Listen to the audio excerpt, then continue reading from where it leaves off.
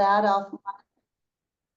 And with that, I would also just add, we will not do approval of minutes or meeting summaries today. Those went out a bit late and we just want to give folks a chance to digest that. So we will do that at our next meeting. And with that, Trace, I will let you take it over. Perfect. All right. Good morning, everyone. Thanks for being here. Addie, I've got a couple people emailing me, namely Jennifer Isle, if you can just check your email to make sure she can get in. Good morning, everyone. Thanks for being here. I'm going to run through some sort of business, how we're orienting to today's meeting, and then we're going to get into it because we've got a lot to do, and I want to make sure that we have as much time as possible for conversation. So, if you have questions or anything about process as we go along, drop them in the chat and we'll keep things moving. But just so you all know, we are keeping ourselves full group, even though we are moving into, this is going to be a couple of tedious meetings because this is a culmination of the work that you all have done over the last, nearly 2 years. And so we're going to be going directive by directive and any subsequent, recommendations that come from each of those directives. So stick with us. We'll make sure that we get breaks in there as needed. And if you have any suggestions after today for process as we move into the next half of these directives, please let us know.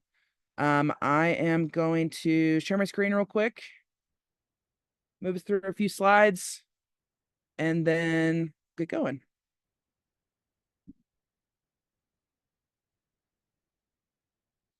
All right, so a quick overview to remind us where we've been and where we're headed. We've had 25 meetings to date, and we've got 2 more remaining, potentially 3. We do have a December meeting, and I'll talk about that in a little bit, but I think the way that we've spread this out, we're really only going to need this meeting, the October 16th and the November meeting.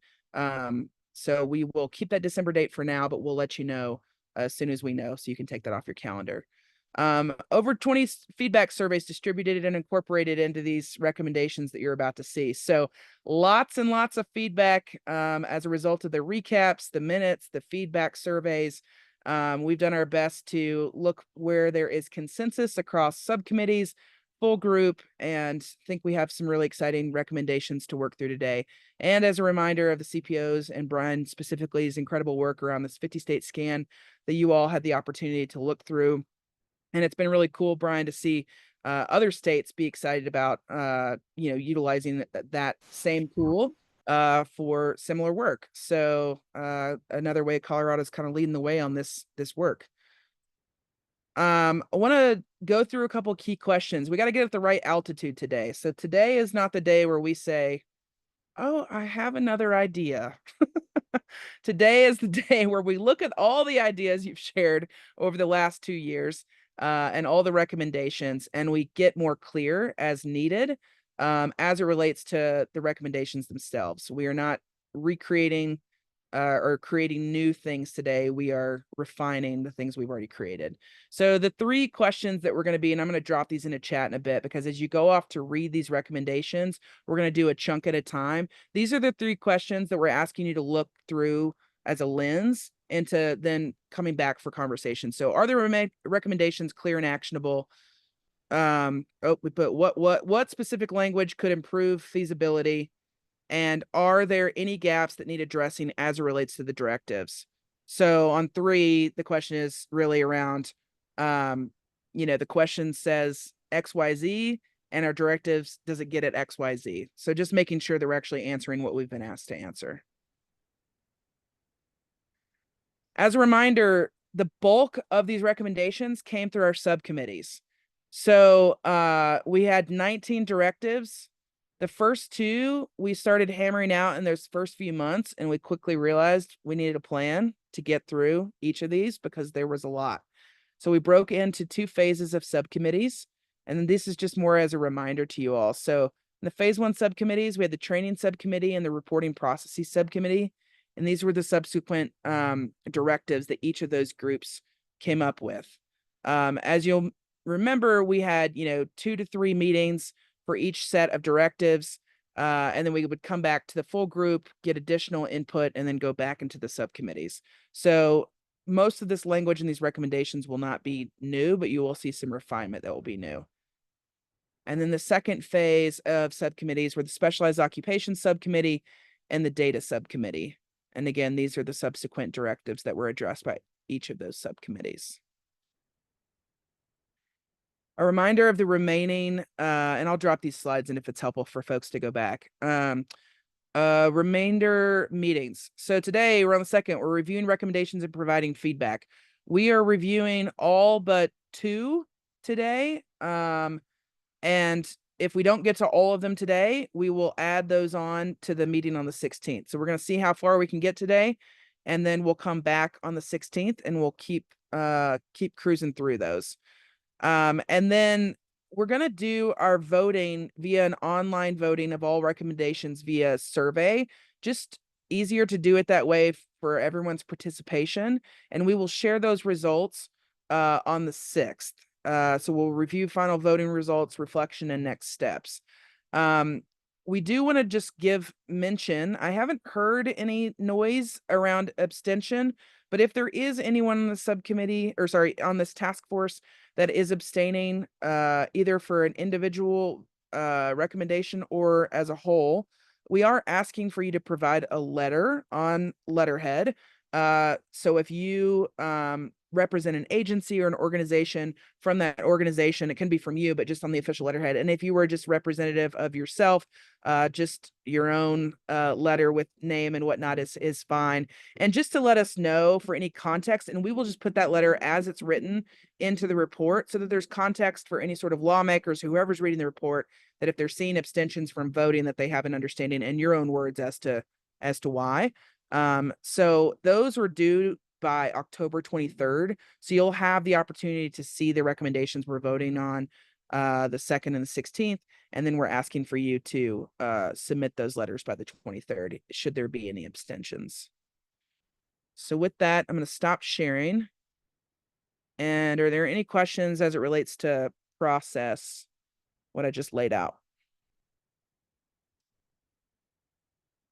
Wow. Everybody's pumped. Okay, great. Cool. All right, so here's what we're going to do. I'm going to drop in a link, and I would like for you to try and follow these directions, which is don't get ahead, because it'll distract you. So in this document are all the recommendations, except for again, the 2, which are directives 7 and 11, which we know we're coming back to in the next meeting. Every other directive and subsequent recommendations are in this document. What I'm asking for, because the first few, except for the first one, is very meaty. And so I'm asking us to start with 1, 2, and 3. But I want to start with 1. So if everybody can bring up the document. And Margaret, Brian, if you can drop in those slides for Margaret, that'd be awesome. So bring up this document and let me know if everybody's able to get in there. Everybody's cool? Okay. So first directive, we actually have a little bit of business to do because the directive is a pretty straightforward question. And in reviewing our notes from way back in the day, end of 2022 and into 2023, we actually didn't answer the question as specifically as we need to as it relates to this directive. So we want to do that now, and then we're just going to move on to 2 and 3. So I think I know where the task force is going to land on this, but we want to give you the opportunity to say so yourself. I want to remind you that Dr. Kelly Fong came and presented on this very thing, which is mandatory reporting effective? What are the unique challenges? What do we see at a national level, at a local level? You'll recall the presentations and conversations there. The question is whether a study should be conducted to determine the effectiveness of mandatory reporting in serving children and families and determine the necessary funding for a study. If the task force determines there should be a study, the study must include an analysis on whether enhanced screening techniques for accepting reports may mitigate the disproportionate impact of mandatory reporting on under-resourced communities, communities of color, and persons with disabilities.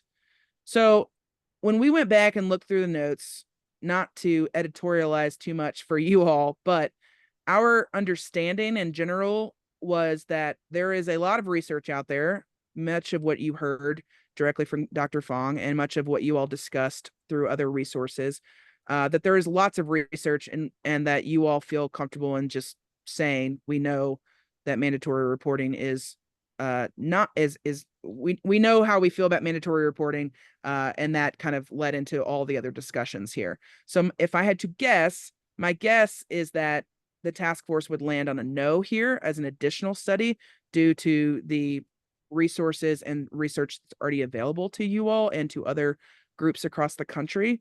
But I want you all to be able to speak for yourself. So with that, I'm going to stop talking and just open it for any discussion, comments that folks want to make. And then we're just going to take a quick straw poll so that we can answer this directive, and that we can move on to the meatier ones where we actually have directives already written. So we'll start with Kevin Bishop, and then yeah, we'll open it up for discussion. Go ahead, Kevin. I think I would agree with a no vote on that. However, I do think that it begs the question of what is our finding, what is the statement, and there may be some disagreement on the type of statement that's made about our sort of assessment of the issue, or there may be wide agreement on that, depending. I don't know what the statement would be, that there is for sure disproportionate representation or not, or I just think like it begs the question of then what do we say to answer that? Yeah, and Jay, do you want to jump in? Yeah, I agree with Kevin's comments. I think generally what I'm wondering is, based on those presentations that we got, is there almost like a summary or like a mini lit review or something that will be included in the report that was, you know, coming out of those presentations that we could all just review and say, yes, we agree that that's what we heard through those presentations, or something like that? Yeah, and I'm also hearing maybe that in the response that we give under this directive, that if the answer were to be no from the task force, here are the materials that were reviewed and that this task force is recommending that other people are aware of, right? That's out there. Anything else? What I'm thinking now is that we can, I think I'm hearing the request, Jade, and I think that we can do that. We can link back some reminders, and then do this via survey, and then revisit it as needed in the second meeting. I think it'll be, again, probably pretty straightforward, but I think that's fair. Kevin, your point about wanting to make sure that the way that we kind of summarize the discussion around how the task force landed, you know, in the no, if it were to be a no, that feels reflective and that you all would still have a say in saying, yes, that sounds good, for the directive itself. Michelle, go ahead. Could you tell I was like, should I raise my hand? Should I not? Oh, I I was saying think- Michelle Dossie, but Michelle Murphy, yeah. I Oh, didn't- no. Go Yeah. ahead. Maybe she'll say what I was going to say so more succinctly. Maybe Michelle? not. I just want to offer some clarity that might be helpful too, because you use the language of whether enhanced screening techniques for accepting reports. So for clarity, enhanced screening, as it is known in the child welfare system, is conducted at the time a report is made. So those are the questions used in order to elicit information from a reporting party. Separate from that, there's a review team process to review reports called Red Team Review. Why can I not think of the E, Yolanda? Review something and direct, sorry, why I don't know that, at the top of my head, I don't know. Evaluate. Huh? Evaluate, I think someone said. Yes, review, evaluate, and direct, thank you. So I think we just need to be clear about the difference between accepting a report, meaning that we are taking a report on the hotline, versus the acceptance decision that's made, either to accept or not accept it for an assessment or an investigation. Because I think that there's a nuance in the difference of that language. And then further to that, the survey for the question, or the survey question for the task force is, should we determine the effectiveness of mandatory reporting? I think is separate from how the department takes a referral, and then how the department determines if a referral meets the threshold. Does that make sense? I just see it as different issues than I see it as one question to be answered. Yeah, that's helpful. It's helpful for me. Stephanie, I see your hand up. Do you want to jump in? Yeah, I'm probably simplifying things too much, but I think the question is whether a study should be conducted. No. And then the second whole piece of that is only if the task force deems a study is important, then you ought to consider these other techniques. So I just don't even think we have to get to that second piece. I think it's fairly straightforward. We just don't think a study is needed. Task force reviewed X pieces of literature and generally found the law is ineffective on these 3 counts. But if I'm simplifying saying. things too much, I'm happy to hear that too. Well, I see just from a process, I see what you're saying, Stephanie, because then it says after that first sentence, Michelle, I'm coming back to you on this. It says if the task force determines there should be a study, then the study must include an analysis, et cetera, et cetera, et cetera. Yeah, so I don't think we get into that analysis at this point. Certainly not in this If it's a question. no. Yeah. Right. And Yeah. I agree. I agree that the answer should be no to a study. I think it depends on how you shape this information in this is the things we talked about. I just would want there to be clarity. So I think there's a lot to debate there around, again, does the department, should a mandated reporter even report? Then how does the department screen and take information? And then how does the department make a decision? Again, I'm in agreement with a no, but I think the way that it's stated here for me, I just would state whatever you say in the recommendations, I just might modify that wording a little bit. Thanks, Michelle. Doris? So I just wanted to offer that I read it the same way as Stephanie and I think Michelle. And if the answer is no, then it's then you don't go into that detail around what could be studied. And I also think that you know, the recommendation could be a very simple response that the task force reviewed existing studies, reviewed and discussed existing studies that were conducted on the effectiveness of mandatory reporting and determined that no additional study would be needed under Directive 1, right? It could be as simple as that and not go into the nuance of all of the things that go into mandatory reporting generally and what Colorado has in play today. And the study piece could on like the effectiveness of these recommendations could be incorporated elsewhere. Yeah, I agree, Doris. So here's I just want to see where folks are at because I'm hearing a couple of things. So I'm seeing some language and I heard that, Doris, and I'm seeing some language on the backside here. I'm going to put in something. I just want to throw this out there. Again, based on what Doris and Stephanie are just saying, if it's more complicated than this, or people are not comfortable voting on something as straightforward as this, I would love to see. So I just dropped in the chat. Task force reviewed and discussed existing studies conducted on the effectiveness of mandatory reporting and determined that no additional study would be needed under Directive 1. The only change I would make to that is that it's not changed, but is that we would link to what the task force reviewed, so that anybody reading the report, if they were like, oh man, what helped you determine this, that they would And hear. we have publicly available links to the slideshow that Dr. Fung presented and the recap of that meeting, so that'd be pretty easily done. Yeah. So let's see if there's only a couple people talking on this, so I just want to see if you are comfortable with this and you would be a yes on this. Could you raise your hand? The feature, not the thumbs up, the hand raise where it stays. And let's just see where we land.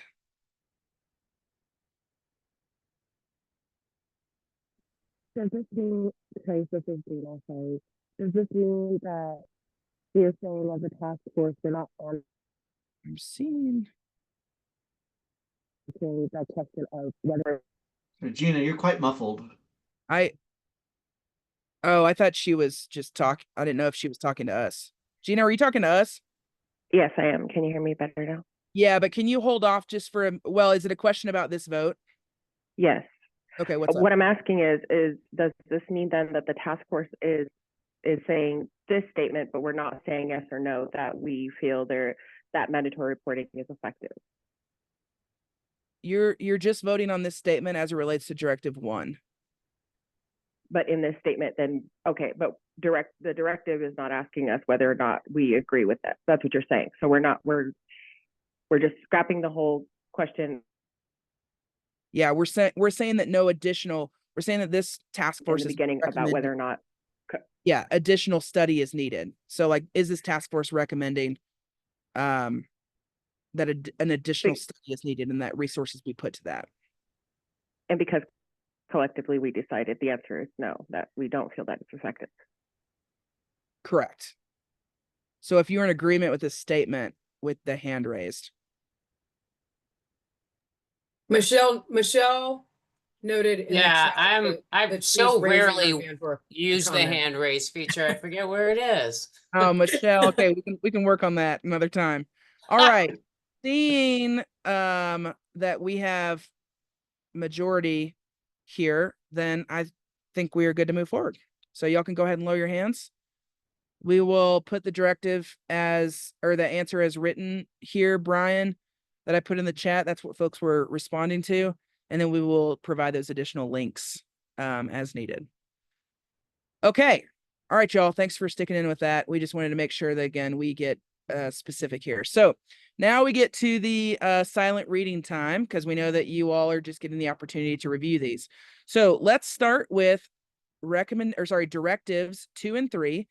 And again, I'm going to drop in this PDF that I dropped in a little earlier, just in case it got lost in the chat for anybody. And you will see where it says Directive 1. That's what we just did. So skip over that. Then it says Directive 2. The directive is in the yellow. And then the recommendations are broken out beneath that. And then Directive 3. And we will pause there and come back for discussion. So I want to give you 15 minutes to read through. And I'm going to drop in again these key questions that we're asking you to keep in mind as we go through. So again, these are the key questions, and this is the altitude we're asking folks to stay at as it relates to how we're going to go through these conversations today. So are the recommendations clear and actionable? What specific language could improve feasibility? And are there any gaps that need addressing as it relates to the directives? The one thing I want to mention is, well, actually, hold on, the one thing I want to mention is that we will come back for discussion and, well, now I lost my train of thought. So don't mind me, 15 minutes. We'll come back. If you could go off video and then when you're finished, come back on video, because I'm not sure if 15 minutes is the right amount of time. So if you need more or we need way less, just come back on video and I'll make note of it that way. All right, so 15 minutes, we'll come back. Thanks, y'all. And I just want to make sure, I know Jade and Roshan, you both had your hands up. I didn't know if they were just still up. Okay. All right, so we're just on directives 2 and 3. 15 minutes, thanks.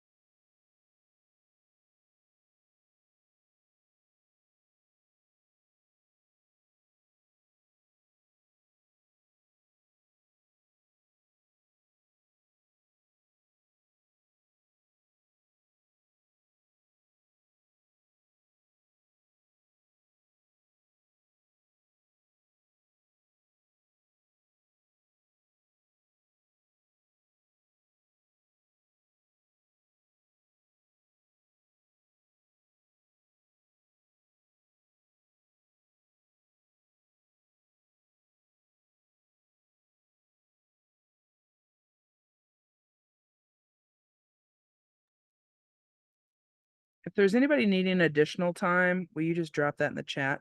I'm seeing most folks are back.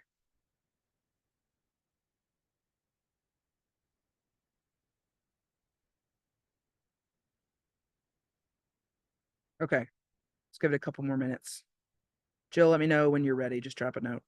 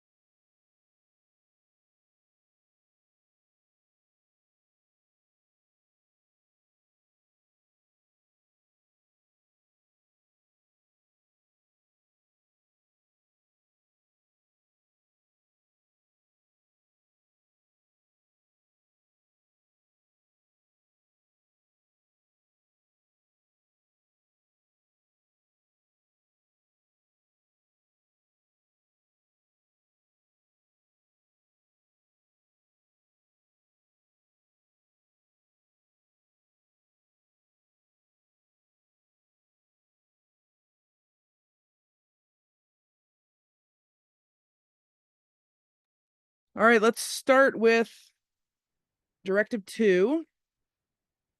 And I dropped the key questions again back in the chat that we're focusing in on. So Directive 2, the disproportionate impact of mandatory reporting on under-resourced communities, communities of color, and persons with disabilities.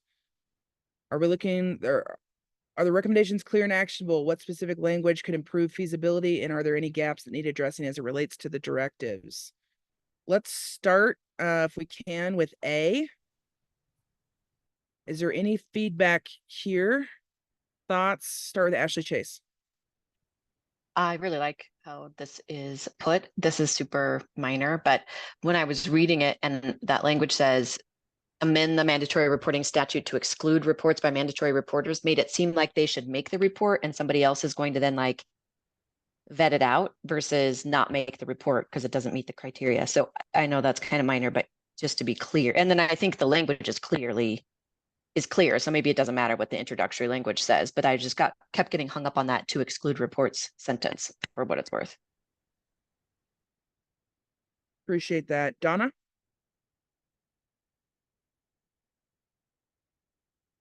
So I think what we have here is well written. I just wonder if we need to add any additional language around the recent convening at the White House where the Children's Bureau specifically made the distinction about separating poverty and neglect. I don't know if there would be any value for us sticking that in this section. As just kind of a supplemental resource of this point. Is that what you're suggesting? Yeah, I think we could. I can drop in a link. We might just want to either add that or have another. So under A, where it says socioeconomic status, including inadequate housing, furnishing, income, and or clothing, maybe some language around being able to separate between poverty and neglect. They get conflated. Great, thank you. Yeah, if you want to drop in any link that you're referencing, that'd be awesome. Anything else for A? Trace, can I just jump in for a Yes. second, just for clarification?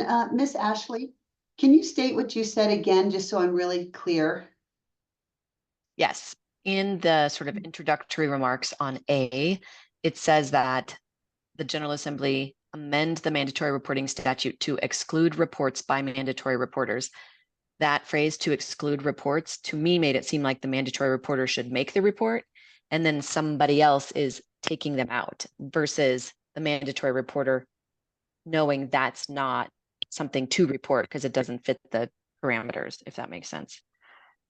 Do you have a replacement synonym in mind?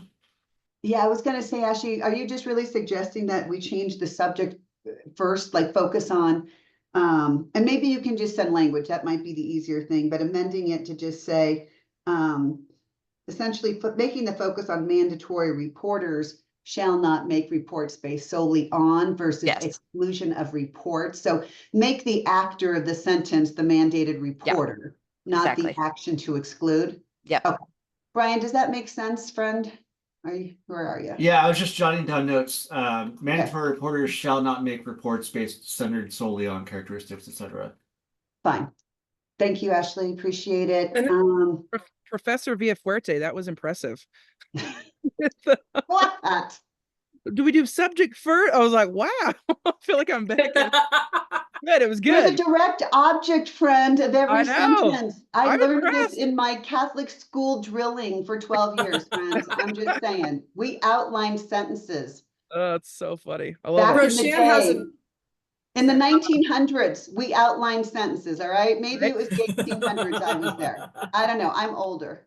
I love it. I love it. Roshan also has a note in the chat related to doesn't that the meaning in A also extend to how the hotline would then treat reports that are made based solely on those factors? And so just sort of like, I think begging the question of whether there should be two parts of that. The part that a reporter shall not make reports that are only about these things, and that the hotline should treat reports that are solely about these things by screening them out or something to that effect. Roshan, I hope I didn't muck up what you were trying to say. Nope, I just lowered my hand. You got it. I think it's naive to assume that by saying shall, this won't continue to happen. And so we want to make sure we've got both pieces of that. Great. All right, super helpful. All right, thanks, y'all. I'm gonna go Jennifer, then Michelle. I think we had the same discussion when we were talking about this directive. I just really struggle with saying solely due to. I think that pushes people to find another justification for making a report that really is based on someone's identity. Jennifer, what's your suggestion with that? Like, how would you say? I've been trying to think about that and figure out what would be a good way to say this. Like initiated based on, or something that shows that's where it's coming from, but it doesn't have to be solely, because I just think that triggers people to try to cover up their bias. I would Substantially love to hear based other on? suggestions. I don't know. Does that change anything? I don't know. I'm not sure, Ashley. But it's going in the right direction. I just think we need to make sure that we're not just encouraging people to come up with another reason, because they know that it's not okay if it was actually based on bias. Well, think about the language piece and then drop something in. Because I know that that's something that we've put it. Yeah, I hear what you're saying, and it's a challenge because it's also about, well, what are we saying here, and what's a better way to say that still is very clear. So drop anything in if you come up with something, or obviously you can send us an email after. Michelle, Kevin, and then Stephanie. I found my hand. Couple of things, and I guess I'm struggling with the clear and actionable language, and I'm reading it like from the perspective of a mandatory reporter, and that language in subsection 3 that no person described shall make a report solely due to. I am triggered by that language as a reporter. I'm concerned about solely. I'm overthinking it because it's my liability. Like, what happens if I don't do this? And we need to help them understand that. I think maybe you can accomplish the same goal by using language like no report shall be required when, or the following circumstances don't support neglect, to Crystal's point about a way to address the concern. I'm concerned that it's preventing, like, you can't report if, when the factors are so hard for folks to understand. So that's one piece. I would wonder too, the conversation about the screening that the hotline does, I don't know, and if we've talked about it, I apologize. Does the hotline have the capacity to screen reports to their current staff? I don't know that. Jill's shaking her head, yeah, so maybe they do. But I'd want to make sure that those reports go somewhere, because as we know, when we talk about alternative circumstances, we don't want these families to be ignored. We want to get them to the right place. Michelle, I want to make sure I'm understanding what you're saying, because I don't. Can you drop in? And Donna, I'm seeing you kind of responding to, so I'm going to jump the line a little bit and let Donna jump in just in response to that, because I'd love to hear your thinking. Because the reason why we worded it solely based on is because those initial reasons speak more to implicit bias, which is what we're trying to avoid. So if we switch your language, we water down the meaning. But So I'm we not need speaking folks to, sorry, I'm so sorry. I'm so sorry. I'm not speaking to solely, just to be clear.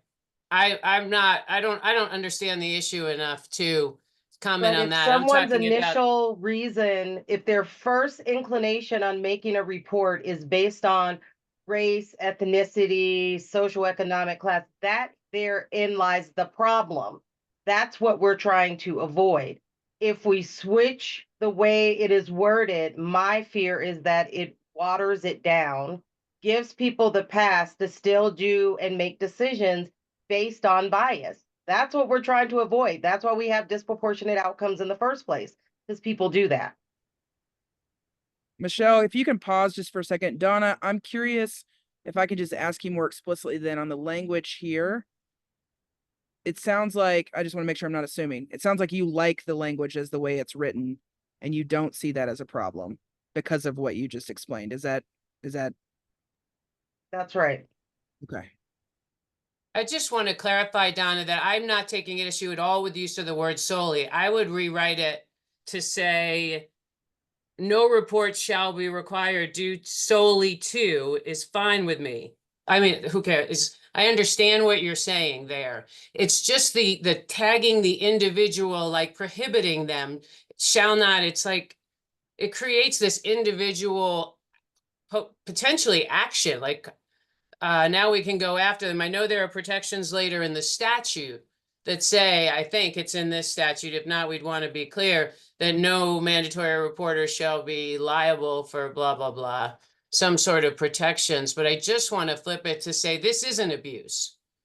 Not taking out the word solely. That's, I understand the bias. I think there's a lot of folks with unconscious bias too, that we just don't want to make it like a target.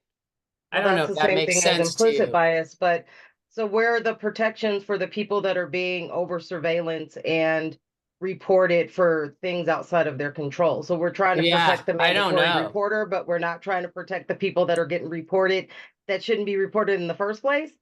That doesn't make sense to me. Yeah, I don't know the answer to that. I don't, and I hear you in that, in That's that. what we're trying to avoid here.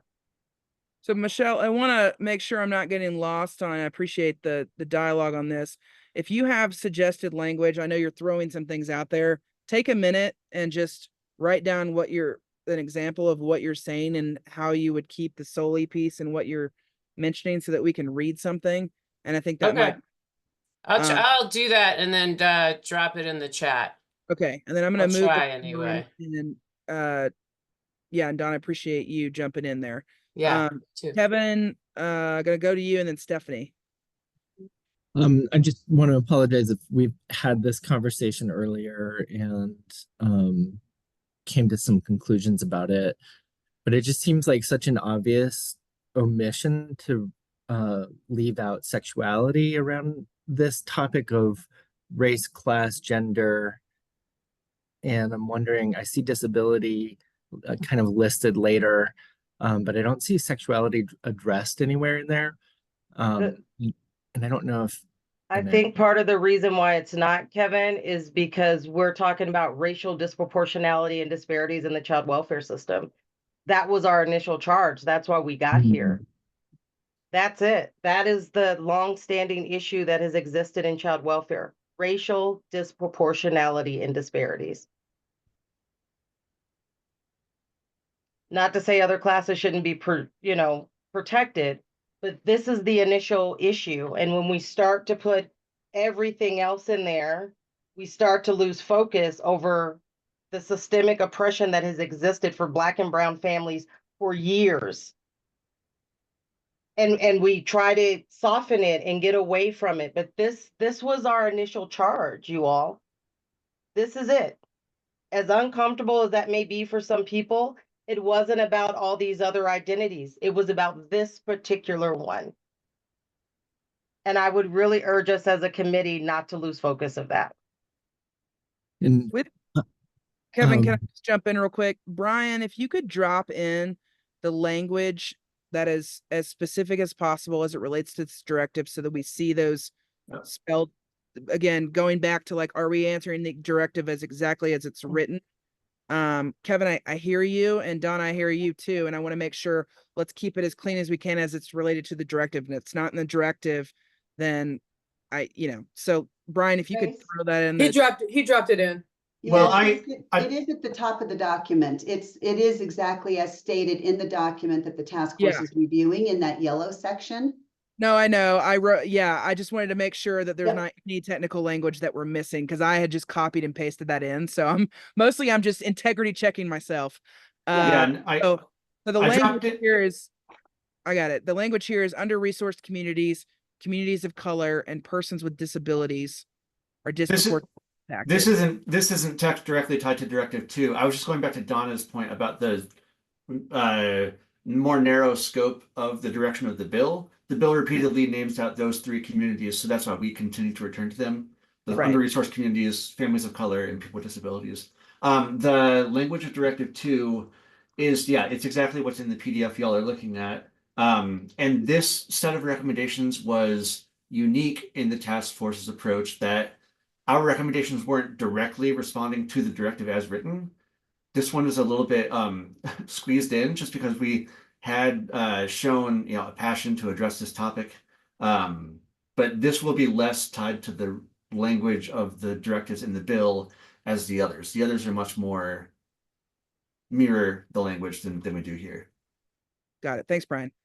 Kevin, it seems like you're amenable and understand that explanation to how these are called out and what specifically we are answering to. Is that? I do read the directive as limited to disabilities and communities of color. Yep. Okay, thank you. All right. Jade, I'll come to you.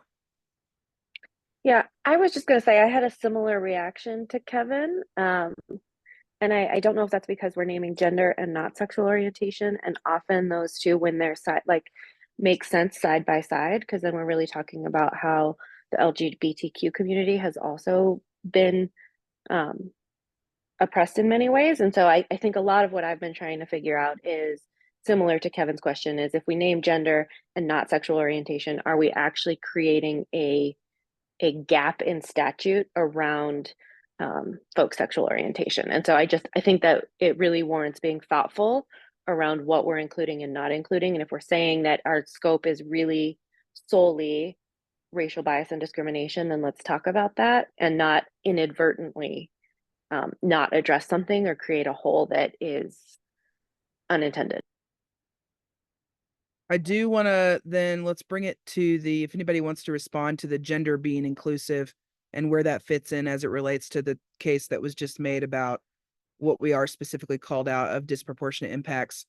Is there anyone that, and Donna, I think I'm coming back to you because I believe this was the one that you helped write. So I just want to, that's why I'm kind of coming back and pulling you in. So if I am misremembering that, let me know.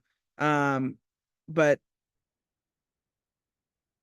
if anyone wants to speak to that specific piece on the agenda. I stay firmly rooted, and that was not our directive. And again, I think we have a habit of doing this in this system.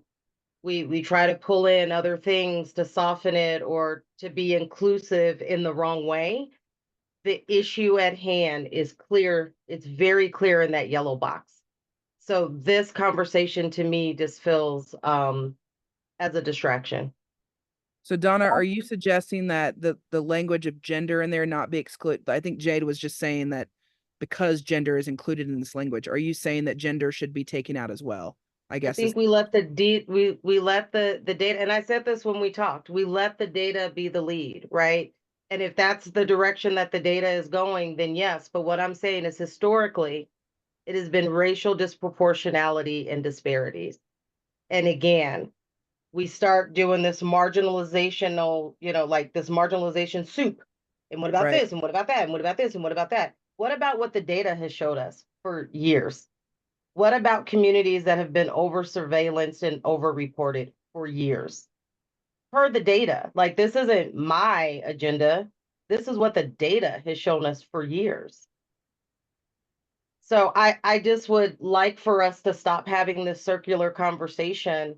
Otherwise, we'll never get to the root cause of this issue and be able to have a different landscape for children of color in this system. We perpetuate the cycle to allow the system that was never designed to help people of color in the first place. We perpetuate that cycle by doing this, by distracting the focus onto something else. Thanks, Donna. Brian, can you speak to the inclusive piece of gender being called out? Is that part of a data set that was risen to the top of these communities that were called out, or is that something that we need to strike as it relates to Donna's point of the data that they're referencing as it relates to these communities? Yeah, I mean, I think that we wrote this draft recommendation from the conversation that arose, rather than looking at data and pulling out, those communities with the widest disproportionality. So certainly we can change it however we like. As you can see, there are a couple different groupings of categories. And so like you all have been saying, if we do want to amend this to limit it to the communities that the bill specifies we should address, which is under-resourced communities, communities of color, and those with disabilities, then yeah, removing, we say in that subsection 3, the one that comes right under the hyperlink 304, solely due to a family/child's race, class, or gender, that would be the place to to amend to take out gender from the conversation. Yeah. Okay. So my guess is that's what we are going to need to do. I think we will go back to the board on Donna's point of data and what was brought forward in this discussion. I think I'm seeing a couple of things that when we have these discussions, typically we start listing, right? But as it relates to these specific call outs, and Jessica, I'm going to mute you, sorry. As it relates to these specific call outs and communities, what does the data say? And that is what their group is responding to as it relates to the explicit call outs. So we can go back on that and make sure that we're getting that right. Sam, I'm going to come to you and then Stephanie. I just wanted to kind of go back to something that was said earlier as far as using the word solely. I also agree that it makes people add things. My thought would be using the word primarily so that that's my main concern, and I have other concerns as well. But that to me is a way to capture my concern is mainly the lack of a bed and some of those financial things, but I might have other things too. And then I wanted to just also clarify, right now we're only talking about A, and then you'll tell us when we're going on to B, correct? Correct. All right. Thank you, Sam. Appreciate that. Stephanie? Yeah, I just wanted to just make a point. This is one of the only recommendations where we actually suggest statutory language. Everything else is conceptual. I only point that out to say, these are recommendations at the end of the day. And they will, I believe, make their way into legislation, which will be another stakeholder process for weeks on end that will probably include many of the same folks here. So I just want to point that piece out. This is a bit unusual for this recommendation. Secondly, I just want to, I like Doris's language. I agree with Donna. If we're going to take a literal interpretation to all these recommendations, which we actually just did as evidenced by recommendation 1, right? Do we have a study or don't we? Yes or no? That was the only question, right? Then I believe we have to obviously do the same here. The directive is clear about the groups we are to consider. I think we consider those groups.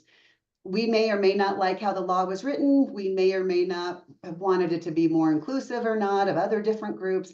But at the end of the day, that's just not what the directive says. So I agree with Donna. I think we stick with what the directive says. And that feels, yes, it is supported by data, but more importantly, it is literally what the law says that we're supposed to be following today. I like Doris's language. I think Doris encapsulated it well. I'm looking, what language are you? Oh, I see. Okay. Sam, did you have something to add to this as it relates to A? No, I just didn't lower my hand. Okay. So. All right. Great. Anything else on A? I think we're hearing I'm seeing a lot of head nods, and I think that is a good bar to set for this group, which is, we did it, and Stephanie just said that, which is a good reminder. We did it in 1, and now we're doing it in 2A, and we'll keep going, which is, what exactly is the directive asking for? And that's exactly what we're diving in on. So it's a good accountability of, I mean, again, it's that third question.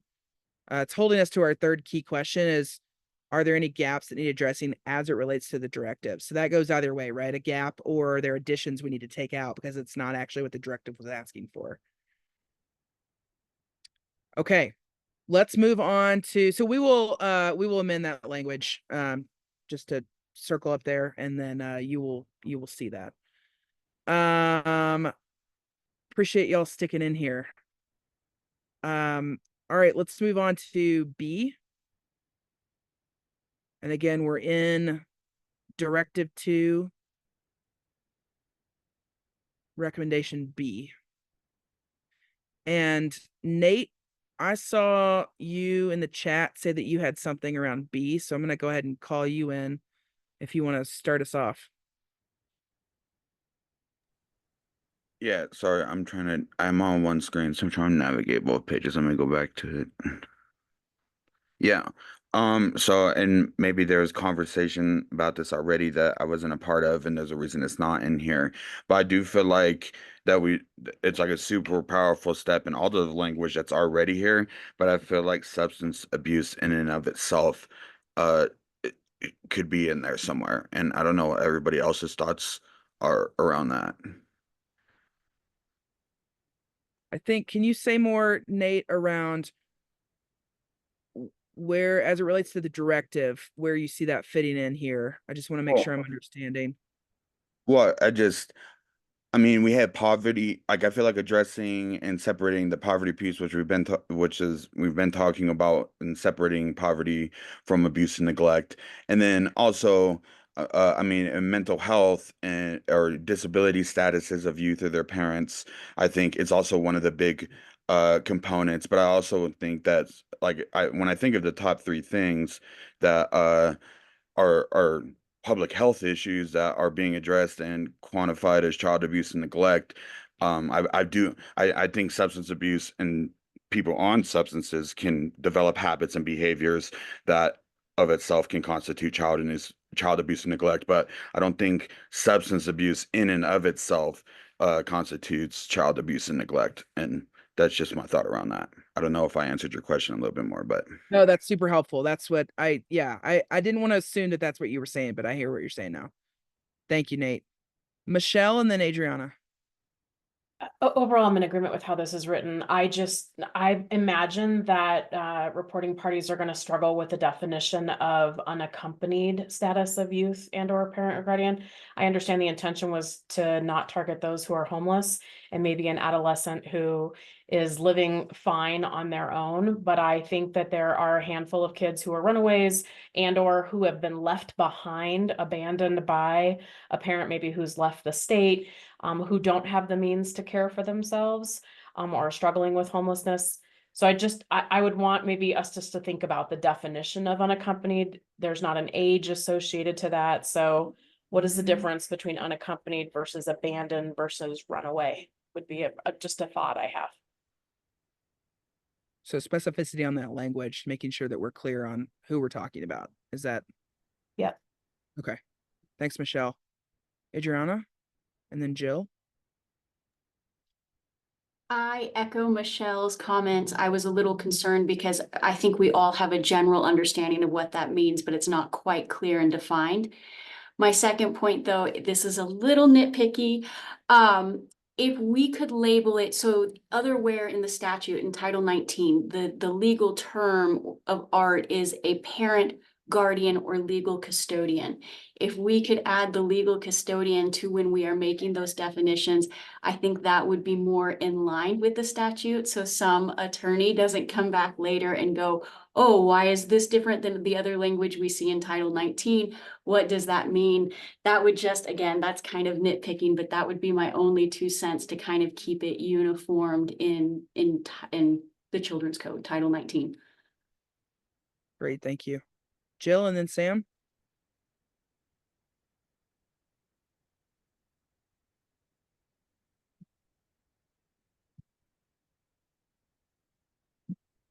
Jill, you're on mute. Sorry. Sorry, I lowered my hand but didn't unmute. I have a few things to say about B. One is I'd like to support what Nate said. While it's controversial, I think we know that just in and of itself, using a substance does not constitute neglect, and people of color are really caught up in getting calls made on them because of use. And they could have safety in their home, it could not be impacting their children, but I think a lot of people of color get caught up in that, and we see that in the disproportionality of a white woman drinking too much and smoking weed, not getting caught up in the system, but that happening in a family of color and them getting caught up in the system. And I've seen that happen many, many times in Colorado and other states. So I support that. But I have a couple of other nuanced things to say. One is related to, I'm sorry, I want to look at the language.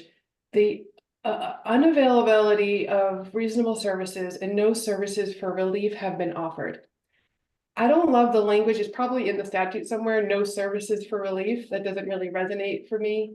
I guess, and also like it has to be accessible, reasonable services that are being offered to the family, because we're talking about places where services are not accessible and not easy for people to get. So I would want at least the word accessible to be part of the services for relief that have been offered. Because I could offer a family in Southwest Colorado a service in Denver, and that's not reasonable or accessible. So that's a little detail. And then the section we wrote about in enacting and implementing this amendment, care should be taken to ensure the following. Would that be in the statute, or is that just like our note to the legislatures? Yeah, Jill, those were notes to the legislature. And so I just, and I appreciate you bringing that comment up. What is in front of you is based on the hundreds of conversations, right, that this task force has had. And so hence why some of this wording, for example, going back to the issue of gender being in that first part, again, that was discussions that we had. And so I just want to remind people, what is in front of you is the accumulation of those conversations, not us having gone in yet and refined back to the directive, which is the point of this conversation. So just thanks for raising that point, Jill. But yes, these are drafting notes at best. Okay, that's helpful, because a couple of things in there I took issue with. So for example, I really want to make sure that we don't ever say professionals or mandatory reporters. Professionals is an extremely vague term, and not all professionals are mandatory reporters. So I would just not want to say professionals and mandatory reporter or mandatory reporters in any of our language here, including to the legislators.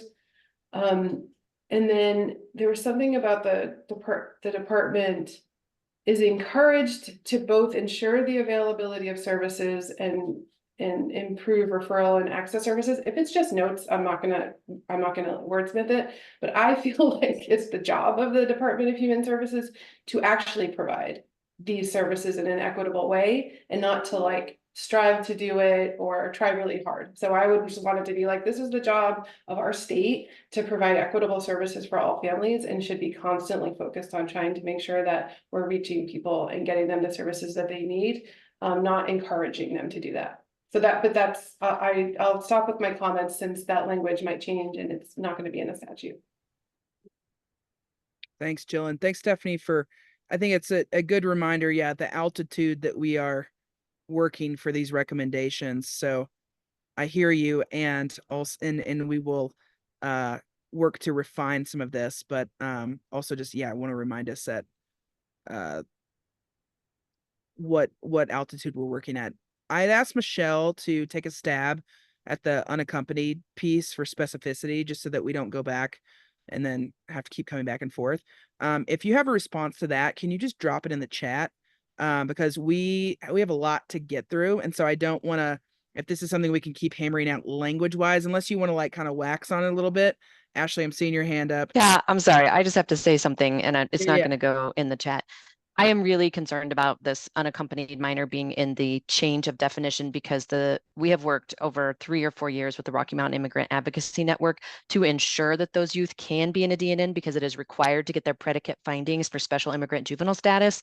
And this would like single-handedly undo like 4 or 5 years of work from that group. And that would not be intentional. And I think we need to stay away from that unaccompanied youth unless we get some real advice from the experts, because I think we might be actually creating a massive problem for those youth that is not intended. So you're suggesting that it actually is not included there? Is that correct? I think unless maybe I don't understand the purpose, but I know that there has been like 4, 2, maybe 3, 4 is probably 2 or 3 bills where the special immigrant juvenile status has specifically been, juveniles that are unaccompanied has specifically been added so that they can have a dependency neglect, so that they can get the predicate order, so that they can then get their status. So I just don't think we need to deal with the unaccompanied youth. I don't know that that was part of our purview. I don't know why we added it all of a sudden, and I don't think we intended to make things harder for them to get their status. So I think we could probably find a different term altogether to cover the youth we want to cover. Is everyone okay with that suggestion? I've seen head nods. So if you're okay, all right. So if you have a suggestion as far as how we're getting at, I'm seeing the suggestion of unhoused, drop that in the chat. I'm just going to keep us moving forward on this. But Ashley, appreciate you. I laughed because you're like, that might undo 5 years of work. I'm like, LOL. Yeah, we don't want to do that. So that's why we need you all to help us surface those things. So thank you. And if you have a suggestion there around other than of who we're trying to talk about there, let us know. And Ashley, that also might be something that you just want to send us a follow-up note on too, if you have it sounds like maybe just striking altogether. Okay. All right, Sam and then Zane, and then I'm gonna keep us moving. I'm not sure from the notion of we're just drafting, but my point was to the unavailable of reasonable services. And as the person, I don't know who now, mentioned, I think the point here is to note accessible services, culturally relevant services. So really describing what we mean by unreasonable. And then the other comment I had was in the groups we're saying a disproportionate impact on these individuals rather than noting the overrepresentation and then the disproportionate impact. The impact isn't disproportionate for people of color in under-resourced communities. It's that the calls are happening more often, and then getting involved with the system is causing the impact. So I just want to make sure that we're naming the first part and not just the impact once they're engaged. Does that make sense? Makes sense on my side. I think. Okay. Brian, does that? I'd have to think about where to plug that into this recommendation language to incorporate it. Is there anything come to mind in particular for you? Yeah, I think to me, it goes into the first part where we said we don't need to do a study, because the fact is we know these groups are overrepresented in mandatory reporting, and then that leads them into the system. So something just naming, it starts with the report, I think can happen in that first directive when we're saying we don't need a study. We know mandatory reporting impacts these groups already, but it For can what- go anywhere. I just think it's important for us to name that mandatory reporting is part of the problem somewhere in all of this. Thank you for that. It might be helpful again to let folks know that, so the final report will be divided between like a narrative summary of discussions and then the recommendation text. And so that will definitely be captured in the narrative discussion as a point of emphasis and concern for the group. Would that be adequate, or do you want, that's how I'm seeing one potential Yeah, way to I think alleviate your it's concern important to put in is, the narrative. yeah, I for think sure. what I don't want to have the impression be is that the impact happens once Black and brown people are in the system. Yes, there's disproportionate impact in the system, but the fact that we're entering the system at all is part of the problem. So that's where I want to make sure we're not naming in these groups and saying they have a disproportionate impact once they're engaged in the system, that we're Okay, missing yeah, part thank of the you. narrative. Do you see what I'm Yeah. saying? Yeah, Okay. yeah, and I think that'll be loud and clear in the narrative. Okay, But thank you know, if there are individual specific parts of the recommendations where you think that can be a reminder put in, or you know, we're obviously open to changing it elsewhere, but for sure the narrative will capture that. Yeah, Yeah. I'll write something up, I think, for how to say it into that there's a disproportionate referral and that leads to disproportionate impact. Thanks, Sam. Appreciate that. Zane? Thank you. I had 2 points, and Ashley Chase took care of the first one. Thank you, Ashley. The second point I wanted to make was around what Nate talked about with substance use. And I don't know if Michelle Dossi has, I mean, it's been years since I worked at the department, but that was an issue that we had years ago with people just calling in if parents were just using substances. And so when I do trainings in the community, because I think a lot of mandatory reporters also have some confusion around that, if we decide to add any language, my recommendation would be to clarify, to say something to the effect of that there has to be a correlation between the parental substance use and the status of the child. So the welfare, health, safety. I mean, I feel like we could educate mandatory reporters by saying, just because someone is using a substance does not make them an abusive or neglectful parent. We have to be able to correlate their behavior on how it affects the child. And so I think that's one way that I've been able to explain things to mandatory reporters in the past, is find the correlation. I mean, if they're leaving their children alone for weeks on end while they're on some kind of bender, that's affecting the child. But if they're dropping the children off with someone safe and then they're going off to use, there's not necessarily a correlation with the child's safety. So I just wanted to throw that out there if we go down that road further, just to Nate's point. Thanks, Zane. I appreciate that. Jade and Stephanie. I just popped in the chat the language that's in statute around substance use, specifically number 7 here. We changed in 2020. That says that's really around prenatal substance exposure. And one big thing that we did was add the "and" there, and that's been coming up for a lot for me in this conversation so far. Is we added the prenatal substance exposure. It's only child abuse if there's prenatal substance exposure that affects the infant and the infant's health or welfare is threatened by that substance use in the future. And so I think that "and" is important. And as we've been having this whole conversation around the poverty components, I keep coming back to this idea that there's an "and." We have to have it's not just this, it's unhoused or no services, and this is how that's impacting the child. This "and" is ultimately kind of the really crux of the conversation we're having in general.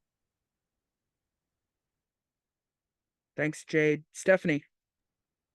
Yeah, I just, and I know we have Jessica here as well. I just want to take us back to when we were having these conversations and making sure that we remember this conversation was about defining what abuse and neglect is for purposes of the mandatory reporting statute.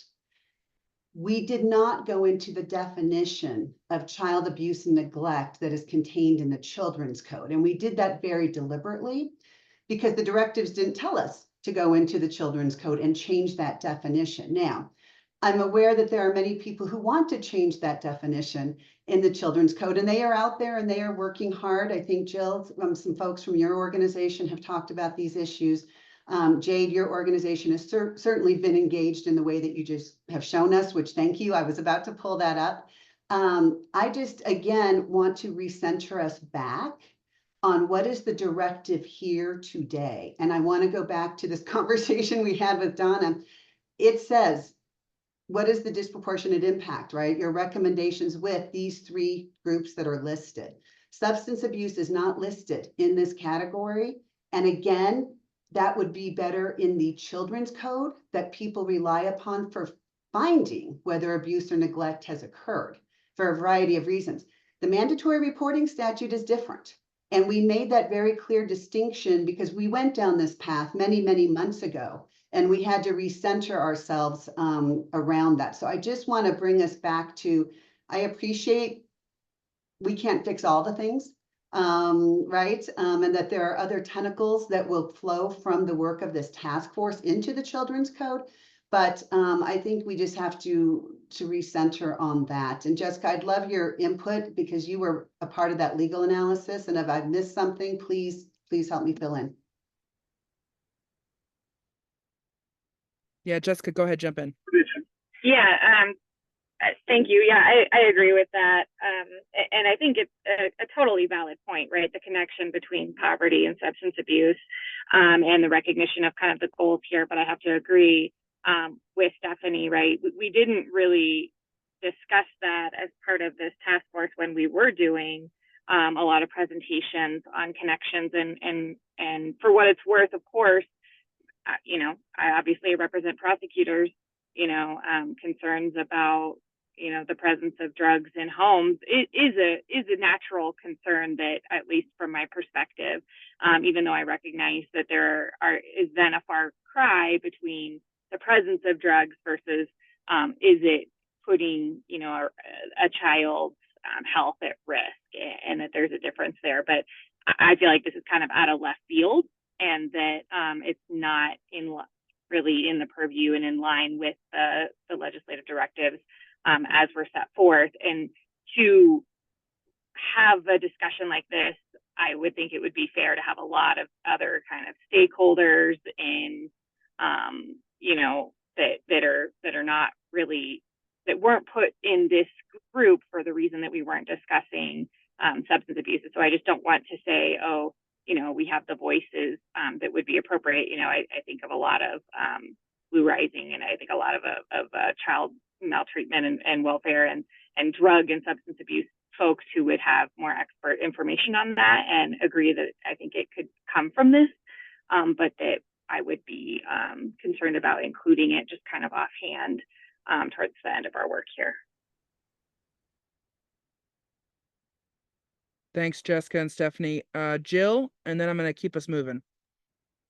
I don't think it's out of left field at all. And we've just heard from people saying that this is the issue of substance abuse is a problem for screening, that people don't understand that just using a substance does not mean your child is neglected.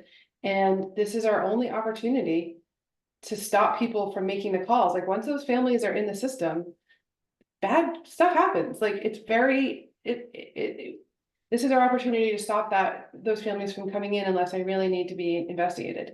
And I don't think that there's an expert that we need that we don't have to participate in that conversation. We're not asking if you included language around don't just make the call because somebody is using substances. We're not contradicting any other law. We're not creating a brand new concept. We're clarifying when you should make a call. So I think it is important. I don't think we should say that it's discounted because it's not so specifically included in the directive. I think it is. Thanks, Jill, for your input. I'm going to move us on. I'm going to just say, just as on the facilitation side, I think we've heard from everyone's perspectives here, and we're also, again, this is a culmination of conversations we've had to date. So we cannot use this time to kind of keep waxing on the points that we want to make. We will draw this from the conclusions we came to as a task force to date. And this will be reflective of the directive as the group saw that, and we'll keep it moving forward. So I'm not saying that we're going to exclude Jill in that way. I just mean that's how we're doing this from a process perspective and standpoint.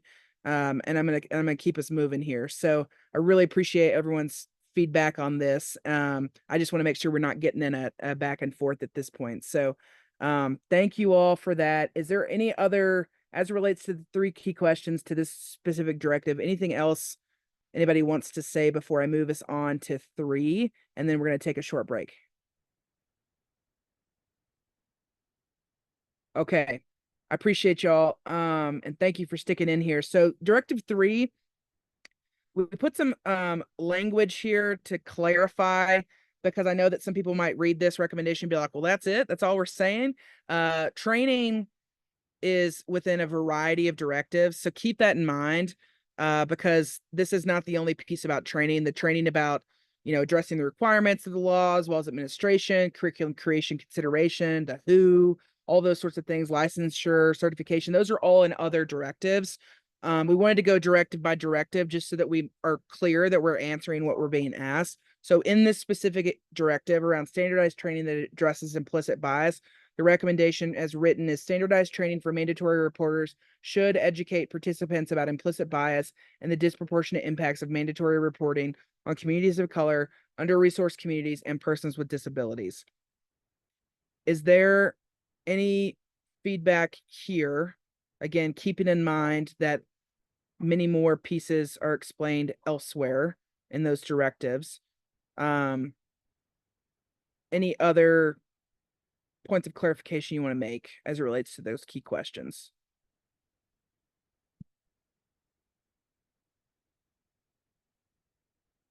Well, look at that. Okay, that one was more.